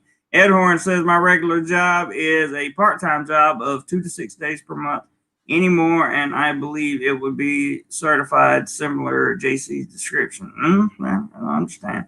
Dion says, I am in Bangkok on the river, just down from Icon Siam. Wow. He's down your way, Mike. If you're, Mike's not back yet. But at least we know where Dion is. I will gladly inform Mike when he comes back where you are down by Icon CM. So Mike, Dion is down by, he's in Bangkok on the river just down from Icon CM. Oh, nice, man. That must be nice over there. He's pretty close to you. I could, yeah. I mean, yeah. Yeah. I could. I'm trying to think. Sapan Taksin, is that the name of the stop over there? I think. I don't know. And then you take the ferry over the river. I take the motorbike everywhere I go. That's all I know. Have you been over to? I know, right? Yeah, exactly. Have you been over to Icon Siam? Oh yeah, I shot a whole video 4x4. Nice. 4x4. Right. On the mall. We got pictures with the where the water falls from the ceiling and the different and all that. I got pictures on the Instagram of that. It's real nice. That's a upscale mall, so you're gonna pay like top dollar. Yeah, I mean they have Ferrari dealerships, Bentley dealership, Rolls Royce dealerships, Aston Martin. They have all those in there. So, and they have a huge Apple store in that mall as well. True. And I heard they're opening another one in that like area. There's a brand new Apple store over at Central World, over by the Siam, where the two BTS green and dark green meet. They put that in. It's huge too. And normally it's like kind of this outdoor area, basically between the physical mall, the actual building, and the street. Mm-hmm. And they'll put like Christmas. They usually put a gigantic Christmas tree there every year. But I mean, it looks like a spaceship, man. Tons of glass, right? And I'm walking by there the other day, and there's these white tents outside, so people can understand it, stand under it, and so they won't get sun or rain or whatever. Waiting in line to get in the Apple store. I mean, talk about what brand does that, man? I know, right? But I want to address Patrick. He says on your channel, he says cash is trash. Stimulus checks are great until you realize we've debased our currency and essentially paying an inflation tax. Well, I don't know that much about economics, but I do understand that inflation is a normal part of economics, specifically about 2%. Inflation keeps a good steady market. For me, the stimulus checks are a problem solver right now. So maybe I wind up paying for it in the long run, but the good news is I'll have the money to pay for it. Yeah. So the King Leeway. Hi, Mike and Jeremy, Cool Kids, Table Nation, stars 35 likes, 21 million viewers. The Life Crew start 60 likes and 46 million viewers. Nice to relax and watch you guys. Yeah. Thanks for coming. Thanks for stopping by, man. Good to see you. I love his Filipino metrics. I know, man. These Filipino metrics have really messed with my head in the very beginning. I was like, what in the world are we doing? Oh, Dion's got some more stuff going over here. Nice. And Stuck sub to his channel. Dion says we grab a condo boat over to there. Then Sathorn Pier, Taskin, BTS. I don't know what that's. Tuxin. That's right. I forgot. Yeah. Dion says next boat is 10 minutes, so going down now with the wife to grab the boat over. And then the free boat shuttle from there to Icon CM Central. Awesome. Sounds like a fun day of riding the boat. What I want to do, Mike, one day is get on the boat there at Icon CM, and I just want to ride down the river and get off at every stop. Every stop and video around every stop, and then come back up and do the same thing.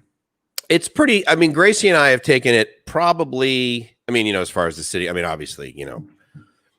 Chow Phraya River goes a long way, like all the way to Ayutthaya. But around here in Bangkok, it's kind of fun. I mean, you've probably done the boat like where you get off like right there at Tuxin, and then you take the boat up to Wat Po, right? Yeah. That's pretty touristy. And but that can be kind of fun. And then you can walk over to, I don't know. I mean, I guess if you're in the mood, you can walk over to Khao San Road or whatever.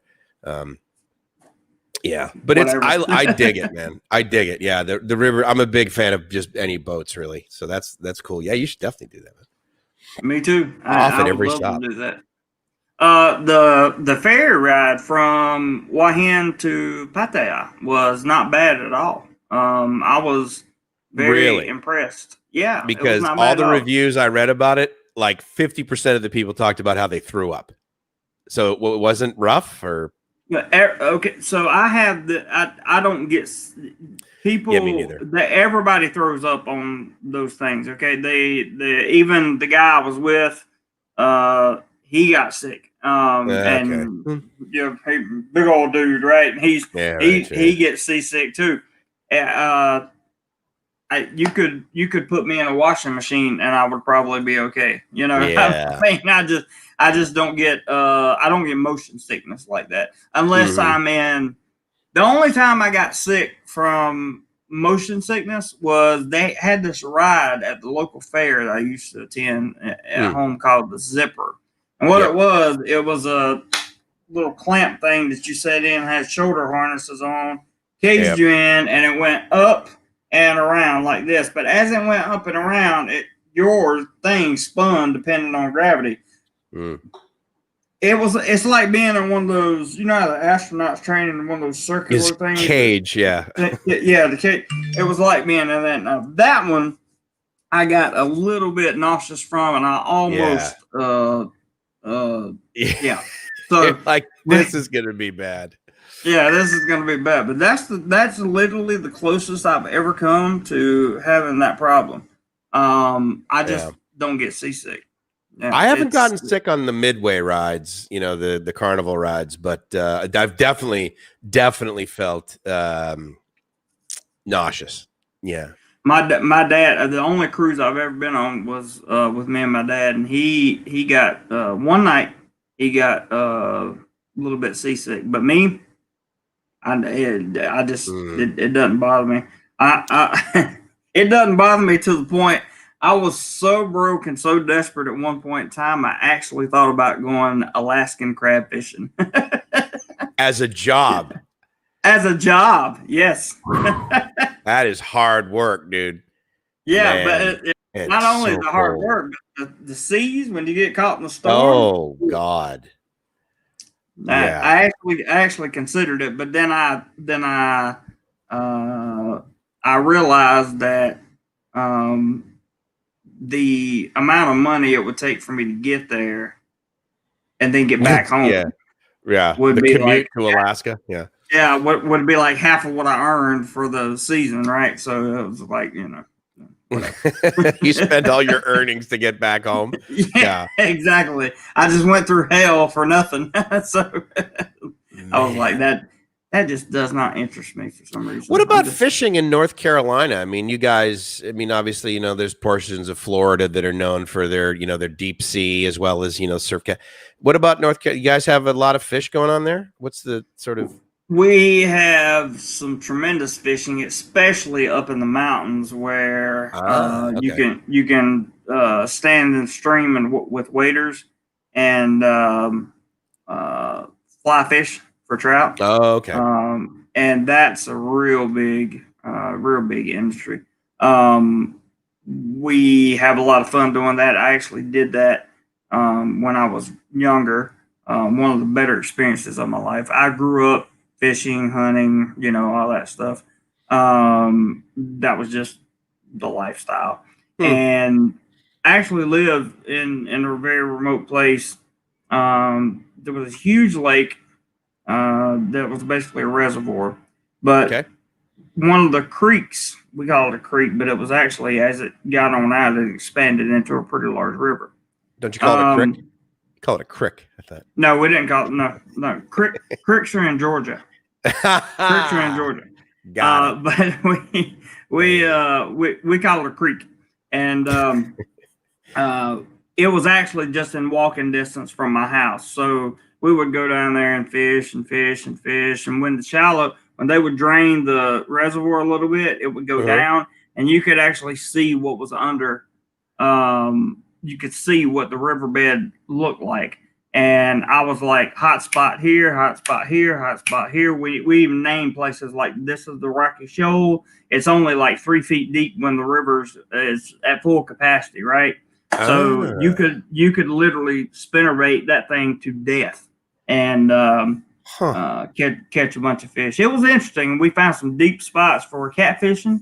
It was. I had a. You know, looking back at my childhood, maybe it wasn't quite so bad. Certain parts of it. Well, yeah, I mean, but catfish, was that sort of, because where I grew up, like in New England, when we would just go fishing out in the harbor kind of thing, flounder, like that was the kind of fish that we got. But for you, was it catfish? Is that the most common one around there? Catfish. Flounders. Can you get freshwater flounder? I think No. flounders are saltwater fish. Flounder, saltwater. Yeah. That's true. Yeah. So salt versus, that makes sense. But catfish, we would get mudcat, we would get blue cat. Blue catfish tastes really good, especially if it's salt and pepper catfish. I'm just saying. Salt and pepper catfish. I mean, that's the way you prepare it, or that's just what you name the fish? Yeah. So the batter that you fry it in is laced in salt and pepper. Okay. Yeah. That's pretty simple. It's like a what's the word I'm looking for? It's like a traditional dish of rednecks. Of the red. So you know what's funny is I had a buddy and he's like, yeah, I don't want to live in Florida because there's too many rednecks down there. And I'm like, okay, well, Florida's a big state, dude. And maybe like, per city, there might be a higher thing. But what's the definition of a redneck? That's an excellent question. I would say redneck has the typical stereotypes of the hobbies are going to be mostly hunting and fishing and listening to rap music. Rap music and modern day rednecks. And got it. Then, but also lovingly listening to real country music and bluegrass and that kind of thing. Having a pickup truck with a lift kit is kind of a requirement. Okay. You got to be able to fight. You have to know how to fight, because if you can't fight, you're going to get. What happens is, and redneck communities and that kind of thing, really redneck's not a term that should be used a lot, but like it's pretty derogatory. The southern community, right? The southern redneck community, like you grow up with your uncles and your brothers or cousins or whatever beating you down. You go out and play football, tackle, and ain't no pads on. Right. And eventually you get beat on so much that you learn how to beat back, and people stop beating on you. Yeah, so it's that's kind of the whole redneck thing. Nature is a big part of being redneck. I think. Yeah. So interesting. All right. Yeah, and then I just kind of grew out of all that. I just grew out of all. Yeah. And well, it did me good when I got to high school, because when I was in high school, when I first got to high school, I was like 5'5", and I weighed like 112 pounds or something. Soaking wet. Yeah, soaking wet. And it actually did me a lot of good, because I made some people mad, which I have a tendency to do. And when they all tried to jump me, they encountered me, and they encountered a whole bunch of locker doors. Oh my God. Okay. That's yeah. Careful. So it was, it was it was a quality skill that I embraced. Good for you, man. All right. So hold on. Back to the September thing. When is that? Is it like a Friday, Saturday, Sunday, Monday kind of thing? Yep. It's September 4th, 5th, 6th, and 7th. Okay. So it's like 2 weeks from now, basically. 1, 2. Yep. I have a buddy. He mentioned this holiday to me. I didn't realize what dates it was, but he said that he is probably going to go away and go down towards the south of Thailand. I would love to go towards south. Yeah, it's not. But his belief was that because of the long weekend, many Thais are going to go north. They're going to go back up to their families and that sort of thing, because of, again, it's a Songkran celebration. And he even looked online, and like the flights from here to like Ubon are like 4,000 baht, and it's like 100 baht to get down to like Phuket, because most Thais don't vacation in Phuket, right? Right. And So I was curious, like, what do you think? You think there's going to be less or more Thais that go to Pattaya for this holiday? I think right now so everything I read about the Thai government and domestic travel, and yes, stuck in Florida, you are stuck. I should say you are correct. There's some great saltwater fishing down on the coast of North Carolina as well. But the Thais, I feel like they're gonna journey. Like they'll be in Rayong, they'll be in Bonpei, they'll be at Sun Beach. They'll be over in that area because they always are when holidays come up. I don't know. It's really a guessing game because I imagine with the Thai government is trying to push domestic travel for Thais. Yeah, big time. Not for us, but they're pushing it for Thais, and they're putting subsidies and offering cash to go and that kind of thing. So there may be Thais that have never been. Hey Mario or Mariano. Yeah, absolutely. There may be an influx. I don't really know, to be honest with you, Mike. I just don't know. If I had to guess specifically for Pattaya, just for that, I would say that there would probably be more Thais there than any other time because they know that the tourists are not. Yeah, right. And they want to take advantage of the low price as well as easier parking. Yep. But I agree with Dion's comment about how, prices to Phuket and that sort of thing. I was amazed. I mean, but there's also nothing going on down there. I mean, it's very, very empty. Now, I like that because I can go for like 3-hour walks on the beach by myself. I don't have to share it with anybody. Right. But yeah, it's really pretty. I mean, it's a big change, of course, because 80% of their income comes from tourism.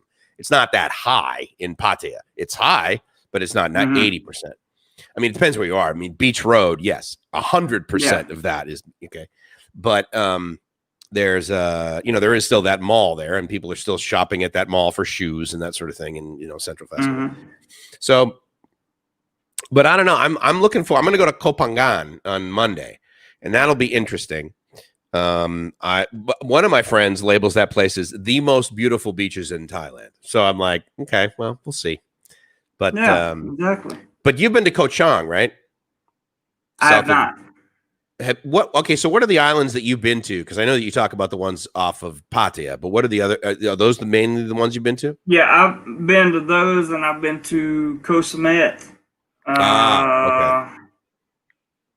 I believe that covers all of my islands, if I'm not mistaken, because I've been to about 4 or 5 that are off the coast of Pattaya, and then I've been to Koh Samet. Koh Samet is the one the ferry's right there at Rayong, and bam, you go straight out, right? Yeah, Bonpei, yeah. Bonpei, Bonpei, yeah. Yeah, which is in the Rayong province, yeah. Yeah. How big is that? Is that that's bigger than, it's bigger than Koh Larn, right? Yeah, it's bigger than Koh Larn, but, well, I don't know. We didn't walk the entirety of Koh Samet. We took a day trip down there to Koh Samet. So I really can't answer that question 100%. To me, Koh Samet is a very small island.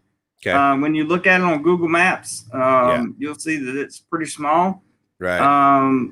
It may be about the same size as Koh Larn, to be honest with you. Actually, Koh Larn may be bigger. I don't. Okay. I really don't know. I walked the entirety of Koh Larn in about 45 minutes to an hour. Like we didn't get a bike; we just walked the whole thing all the way out to the beach. Up and down that hill. Up and down the hill. Yep, dude, all the way to the ferry. Good for you. Yep, and all the way, and Yeah, there's only so much. I mean, after day 3, I was like, okay, I've done everything, and I've done a couple things twice. You know, been to this beach for sunset, go back at sunset. But yeah, that was pretty done. But Koh Samet, would you say the same thing? I mean, like 2-3 days, and it's like, yeah, I've done everything here. I think Koh Samet's an entirely different animal. Okay. Koh Samet doesn't have like any, to the best of my knowledge, I'm not aware of any red light stuff on Koh Samet. Koh Samet has one of the most beautiful beaches I've ever seen in my life, in terms of sand and the water, clear water. It was just absolutely breathtaking. Is there a red light area in Koh Larn?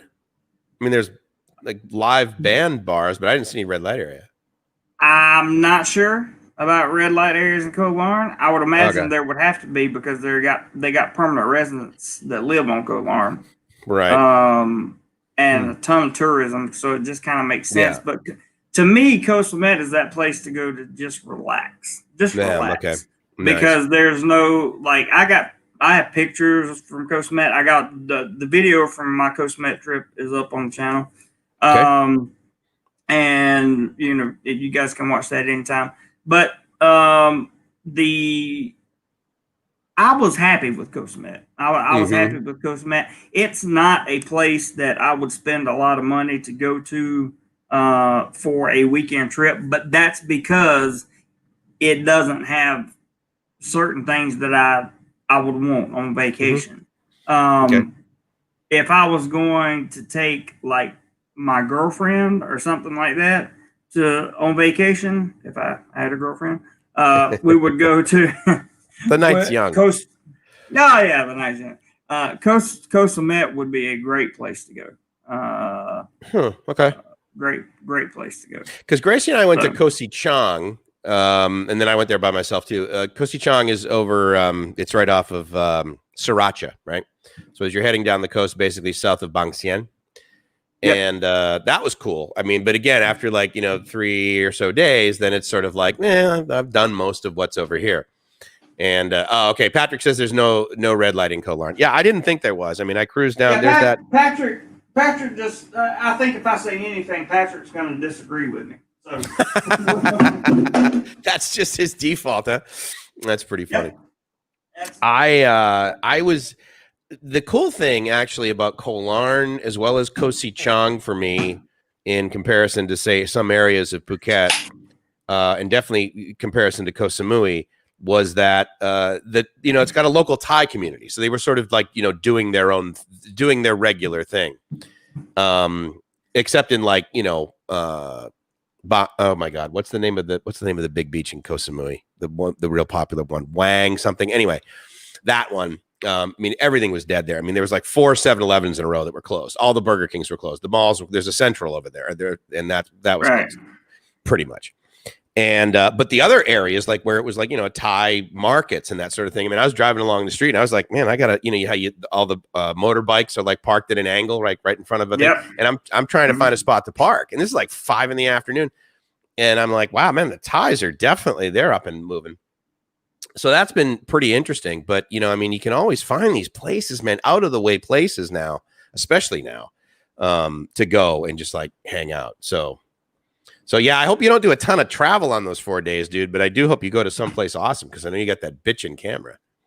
I know, man. I want to take my camera and do some things. And part of me wants to go to Pattaya for that see your buddy. Trip.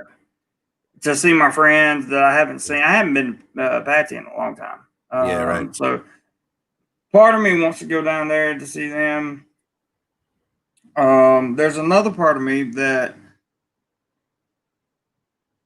doesn't really want to, but kind of wants to get on a bus and go up to Ubon, where the floating girlfriend stays. Okay. Yeah, and maybe hang out up there for a couple days. Okay. That would be something that I've never done before. I've never been north, Okay. So, I've been north on a visa run. Yeah. So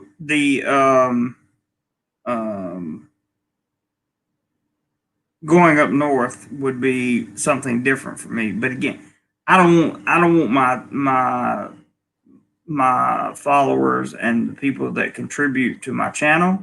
I don't want them to think I'm using travel funds to go see my secret girlfriend. You know what I'm saying? So, okay. Yeah, it's your boundary, right? But I mean, at the end of the day, I mean, look, you travel, whether you travel with a friend or not is still you traveling. But again, that's Mike's opinion, right? Exactly. And I agree with your opinion, but the some of the other places involved, if I go down this or the other side, the eastern side of Thailand, I've been to most of those places as far out or as far down as Koh Samet. So I would have to go to like Koh Chang or Trat or something like that. Yeah. To get, that's a lot of traveling, I know. And then if I want to go the other way, I would love to go to like Samui or somewhere like that. That would just be a dream come true, but don't have funds for that. Samui is doable actually without a lot of money.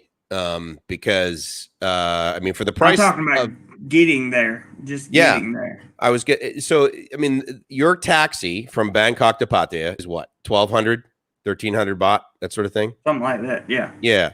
So, I mean, you can get an Air Asia flight for that, round trip down to Surat Thani, and then from Surat Thani to get over to Koh Samui, you're looking at 400 baht each way for the van/ferry. So, I mean, at the end of the day, the cost to get there versus getting down to Pattaya.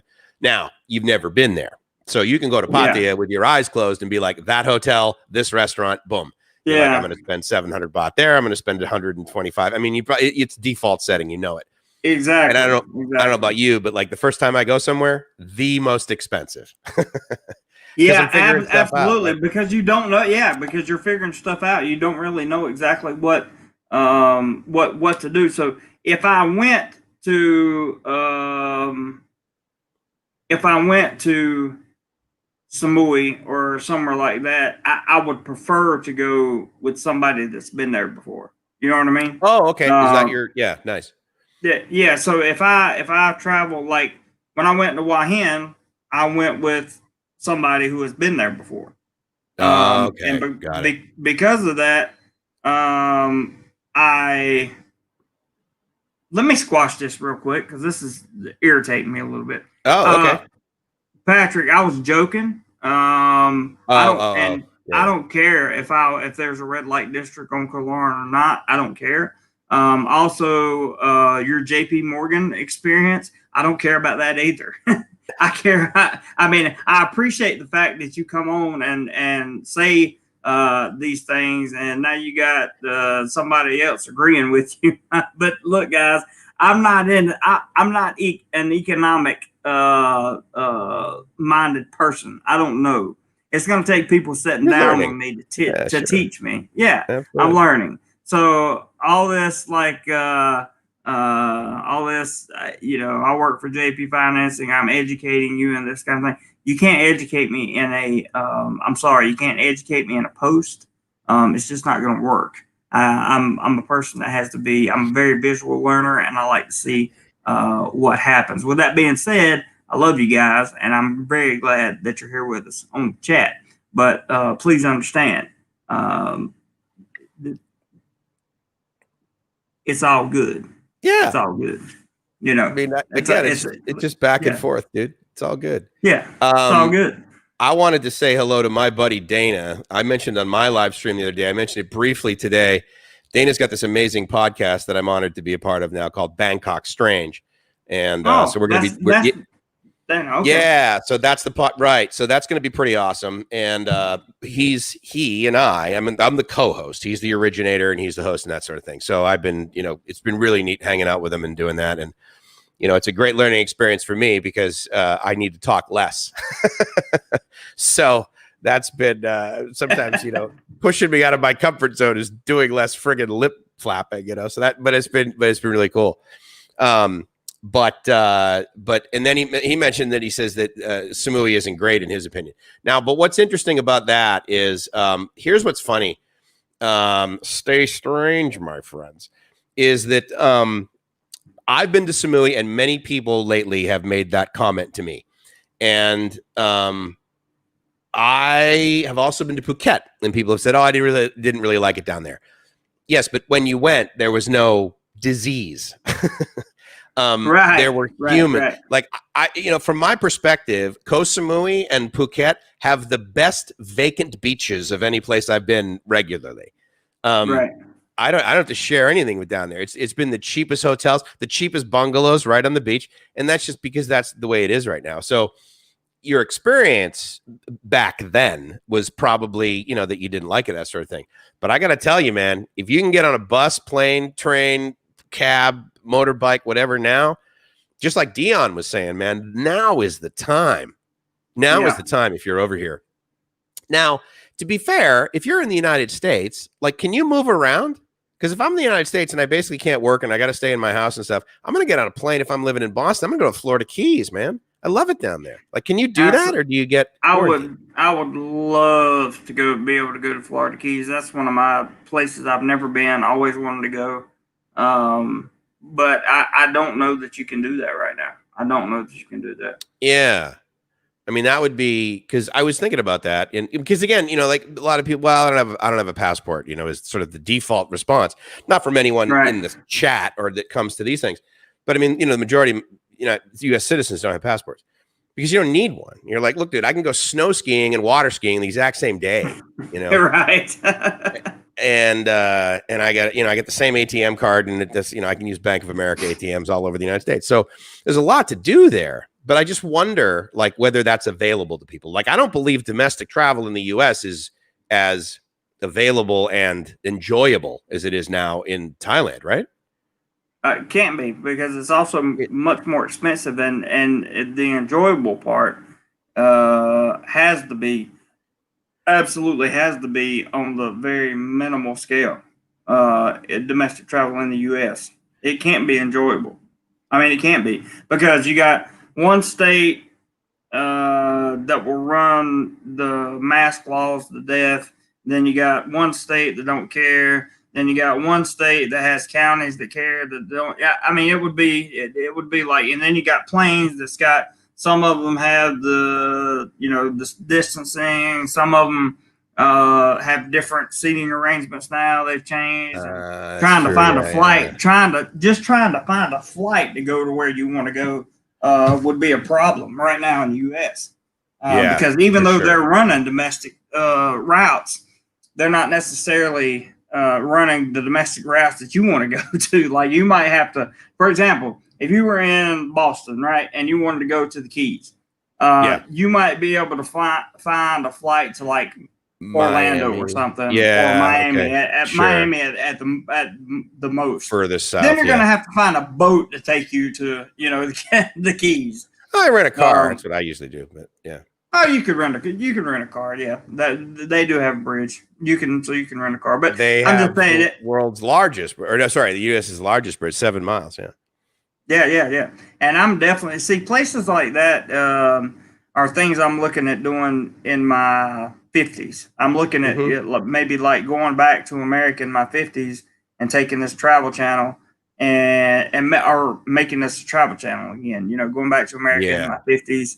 And being able to travel around places that I've never been to, like Grand Canyon, and Florida Keys, all of them.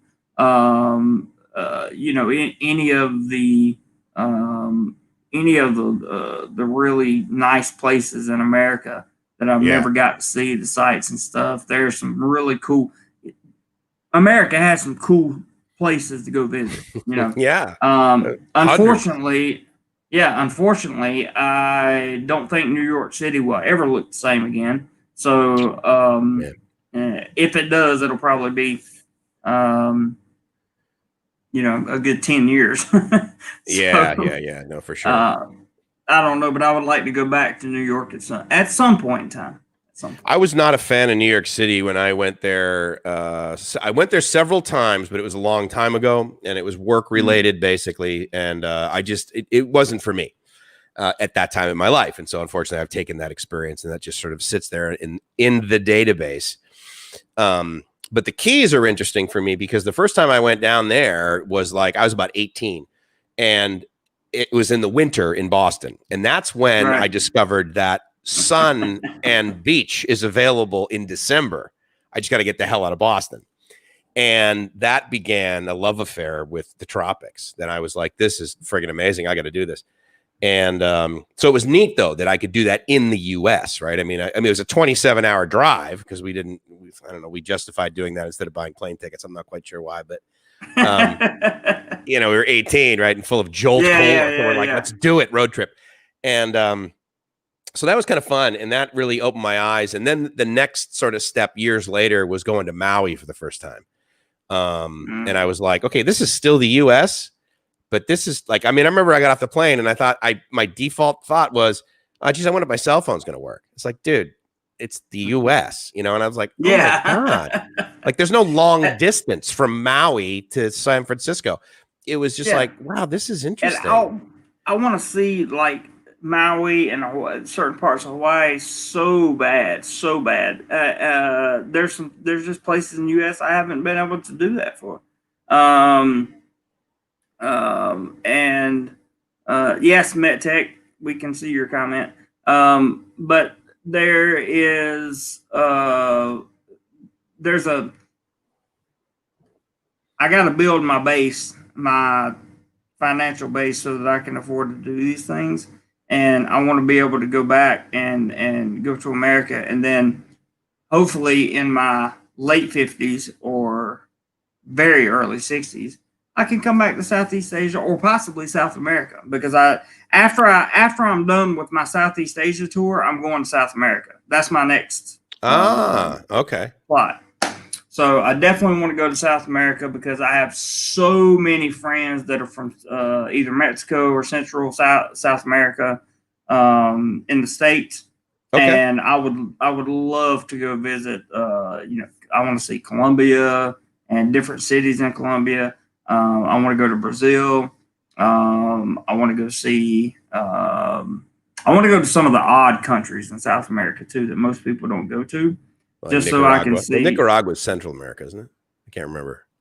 I think Panama is Central America for sure. I don't know how it's. Yeah, I definitely want to see Panama and places like Ecuador and a few other places like that. Mm-hmm. I just want to go see. I want to go visit. Yeah. I want to go visit. I want to go record some video, and I don't want to die while I'm there. So yeah, that's probably wise foreign policy. Actually, yeah, you don't want to die. Mariano mentions that he really likes Marathon Key over Key West, and I completely agree. I mean, again, just like anything else, right? As you guys know, it depends, right? So if you're sitting there and you're like, well, I want to go to like bars where they drink basically 24 hours a day, and it's ridiculously touristy, then you're like, okay, well, I got to go to Sloppy Joe's. I got to go to Sloppy Joe's in Key West to tell everybody that I've been there. And then that way I can justify my alcoholism just like Hemingway did. And I like that. Yeah. And you go to the pier and stuff and you take a picture near the southernmost part of the continental US, which is that buoy that's very famous that people take pictures of. And, but that's really cool, but it's very busy, very touristy, and very expensive. I think my Airbnb there was like $380 a night. It was a 1-bedroom, second story. Gosh. Yeah, wow. I know, right? But again, you got I came from San Diego, so woohoo, I'm saving $20 a night on this Airbnb. Yeah, you were like, yes, I'm saving money. Yeah, absolutely. I'm staying one night for less than $400, where I live for a month over here. And Dana is such a so I use different language on this stream, Dana, than we use on Bangkok Strange. So I'm not going to call you what you are. But Dana's a great buddy. Carl asked a good question. Are you planning on returning to America when you're older? I saw that. My plan was to go. First of all, he is older, and therefore he won't be returning. Jeremy, here's what's so funny, right? So you know how I did those videos? It was like, why Thailand, right? And I came up with ideas and that sort of thing. So I'm walking on the beach. This is like my last why Thailand video, and I'm talking about it. And then I was doing a live stream afterwards, and I think it was Aztec that came on, and he goes, Mike, here's why Thailand. It's friggin' Thailand. I'm like, good point. Mike, why Thailand? Because it's Thailand, dude. Focus. Exactly. So I thought that was pretty good. But So my plan was to go back to Boston basically every summer, July, August, because I like it hot and humid, and that's when it is there, and that's where my folks live. And then Gracie and I will go back there and take care of my parents for, the amount of time that they need that to occur. But as far as going back there and probably enjoying my life as much as I do here, that's going to be, I think that would be very difficult. If I were to go anywhere and live like long-term in the United States, it would be the West Coast of Florida. It would be near like Lover's Key, Naples, Sanibel Island, down that area. Potentially the Keys. I agree. I also like Marathon. Marathon's basically right in the middle. There's Key West on the west, and of course there's Largo on the east. Marathon's basically in the middle. And I love Bahia Honda Key. I love that that's in a national park. It's one of the best beaches in the whole world. Amidst it's not as wide normally, but yeah, I don't know. I mean, I'm sure you get the same question, Jeremy. Hey, dude, if you could cruise back, will you go back to America? And I mean, again, it's kind of like, well, I mean, I'm predicting the future. Like, how do you know, really, right? Here's where I stand with that right now. Right now, you couldn't pay me enough money. Well, yeah, you could. Yeah, you give me enough money, I'll do a whole lot of things, even here in Thailand. You give me enough money, y'all. If you weren't here for the stream, I have a business idea that involves me and a song, and frisbees, balloons. Yeah, I will do a lot of things. Twirlers. But right now, I have no desire to return to America at all. That was what yesterday's live stream was about. And, no desire to return because I have everything I need here in Thailand. I have a job, I have good insurance, good health care, have a nice place to live, even though I need to clean it up. We're going to skip over that part. And, there's so many things. Yeah. And then there's going to be one day, guys. Yes. One day I'm going to come on and I'm going to say, I met a girl. And I brought her back to my place because I proactively cleaned the goddamn thing. That's it. Or I brought her back to my place and she cleaned it. Yeah, absolutely. Yeah. Oh my God. She's the one. She came with like a swirling, brush and everything. I swear, man. I remember yellow rubber gloves. I have a friend that is a girl in Pattaya, and she would come over and hang out or whatever in the hotel. She'd be like, "Oh my God, let me clean this. Let me clean it." I'm like, in the hotel. In the hotel. I'm like, you're in a freaking hotel. They're gonna come clean anyway. She's they like, got yeah. And I was just like, wow, that's you know what? Malie did the same thing. I just flashed on that. I stay in Soi 5. And so we stayed there. And then in the mornings, I would go meet some buddies down basically off of Second Road, where the McDonald's is at Second Road and like Soi 13. Yep. At that Albon Pan and that circle. What the hell is that thing called? That mall there. You know what I'm talking about, right? Yeah, I know exactly what you're talking about. Yeah. Yeah, I know. It's anyway. Yeah. So near there. I know where you're talking about. Yeah. So I would take the bot bus down there and walk, and then I would come back. So I come back like, I don't know, like 2-3 hours later, and Lee's there, and she's got the air conditioning off, the windows open, and she's borrowed one of those brooms that have like the fanned bottom, it like goes, and she's sweeping the floor. And I'm like, honey, you don't need to, like, they have people. And it was just, she just does. I mean, and honestly, that's, I think, maybe one of the things why Thailand, because I mean, you walk down the sidewalk on Sukhumvit, it's clean because the store owners every friggin' morning, they're out there sweeping this thing. Like, they're like, oh yeah. And I've been in places that have dirt roads. They sweep the dirt. They do. They do it. They absolutely do. That's a big difference between Thailand and the Philippines too. By the way, that's a stark contrast with the garbage in the Philippines. I do not understand their obsession with keeping it around invisible.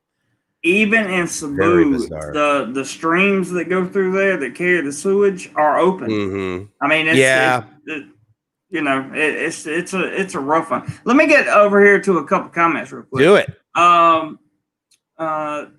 Dion says Phuket is awesome now. No tourists don't go to Patong now though. Let's see. Cody says, "Oh, he's talking about he'd feel safe in Thailand because of the lack of opportunity for natural disaster." That is true on one side of Thailand. You can always get an earthquake on either side, but for the most part, the Pattaya, Rayong side, all that stuff is pretty much not going to see a tsunami. Like in the eastern part of the Gulf of Thailand, you're pretty much protected. If you're on the western side, you already know that there was the tsunami hit Phuket and all that stuff. So that's open. Dion also says I'm back to though. Very unlikely. And by the time it gets there, it's hit some of the shallow waters in the Gulf, so it's probably slowing down and all that stuff. Dion says I'm back to Phuket about once a month. Come sometime, I'll show you it as a local who knows good local spots. That sounds good. I'd love it.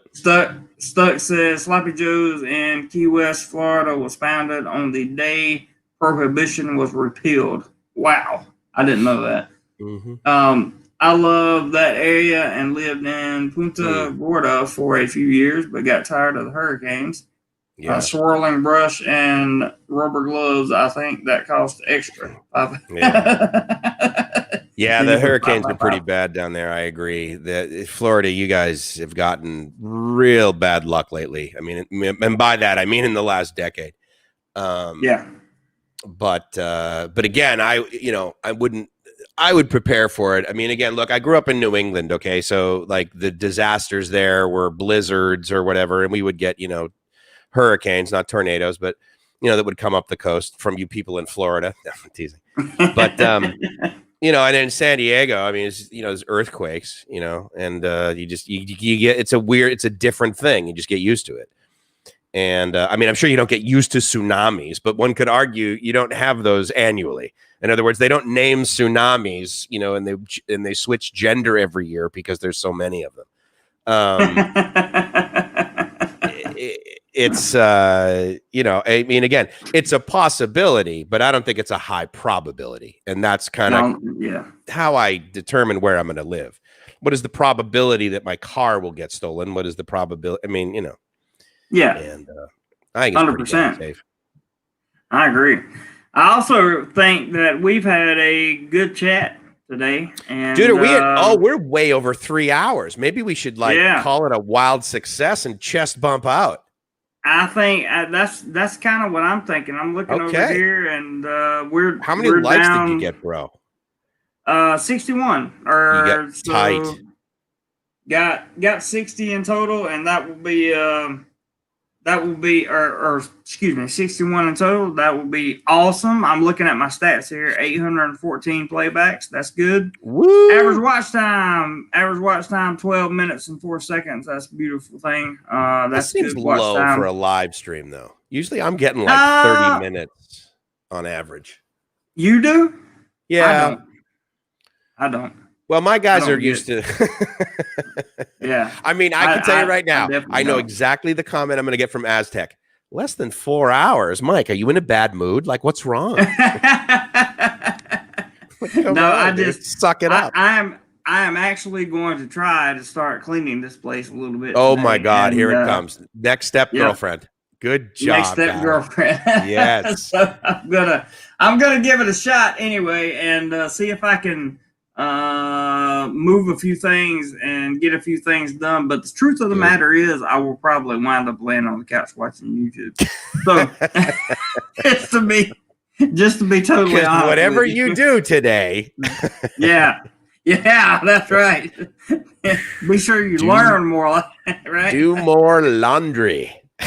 Yeah, so for any of you guys that are on my channel over there, PBJ Time says make it 62. Thank you for the like, brother. I appreciate it. Stuck says, well, when you have a 12-hour live stream, Mike, ... It's coming. It's coming, buddy. I'm telling you. I'm sure it is. I'm sure it is. So everybody, Cody, congratulations on finally becoming a member of the channel, man. I love you, dude. And that's a real awesome thing for me. Also, just want to say for my stream to close out that don't forget channel memberships are available. You can contribute to the channel via PayPal link, which is everywhere right now. And we do have a 4-day holiday coming up in 2 weeks. And the more channel fund we have, the probably better, less stressed I'll be when I'm trying to. There you go. Show you guys some new content with the new camera. I vaguely shot just a brief piece of information about the camera. The last members only video that I shot it in a flat mode in the camera, which basically means there's very low contrast. Okay. And when I color graded it, it looked so much better than anything I've shot before. Nice. And it wasn't, and this is just a basic color grade. This is not like getting into the specific colors. So with that being said, I think that we're going to have some really good looking beach video or whatever the case may be. And there'll be pictures up and that kind of thing. So if you haven't subscribed, be sure to subscribe to my channel. I would appreciate it very much. And that way you don't miss any content. Be sure to go over and click the bell notification so you get notified when I put out content for sure. Also, I'm going to try to put out a video sometime this week, but it may be a members only video. I don't know. I have a full week of work, which doesn't make me happy at all. So that's my spiel. What you got, Mike? Well, I want to thank Mike first. I want to thank Mike for doing this. This is, I don't know how long season 1 is going to last, but I'm back in town on Sunday, man. So, we could definitely do it. I'll plan it a week from now. Yeah. So episode 4 next Sunday. Yes, the episode 4 is coming next Sunday. Tomorrow I get on a plane early in the morning and I head down to Surat Thani. From there, I take a van over to the pier. And then from there, I'm going to Koh Phangan, and I'm going to be there all week. Now, that said, I also only thought I was going to be in Koh Samui for 3 days, and I ended up there 10.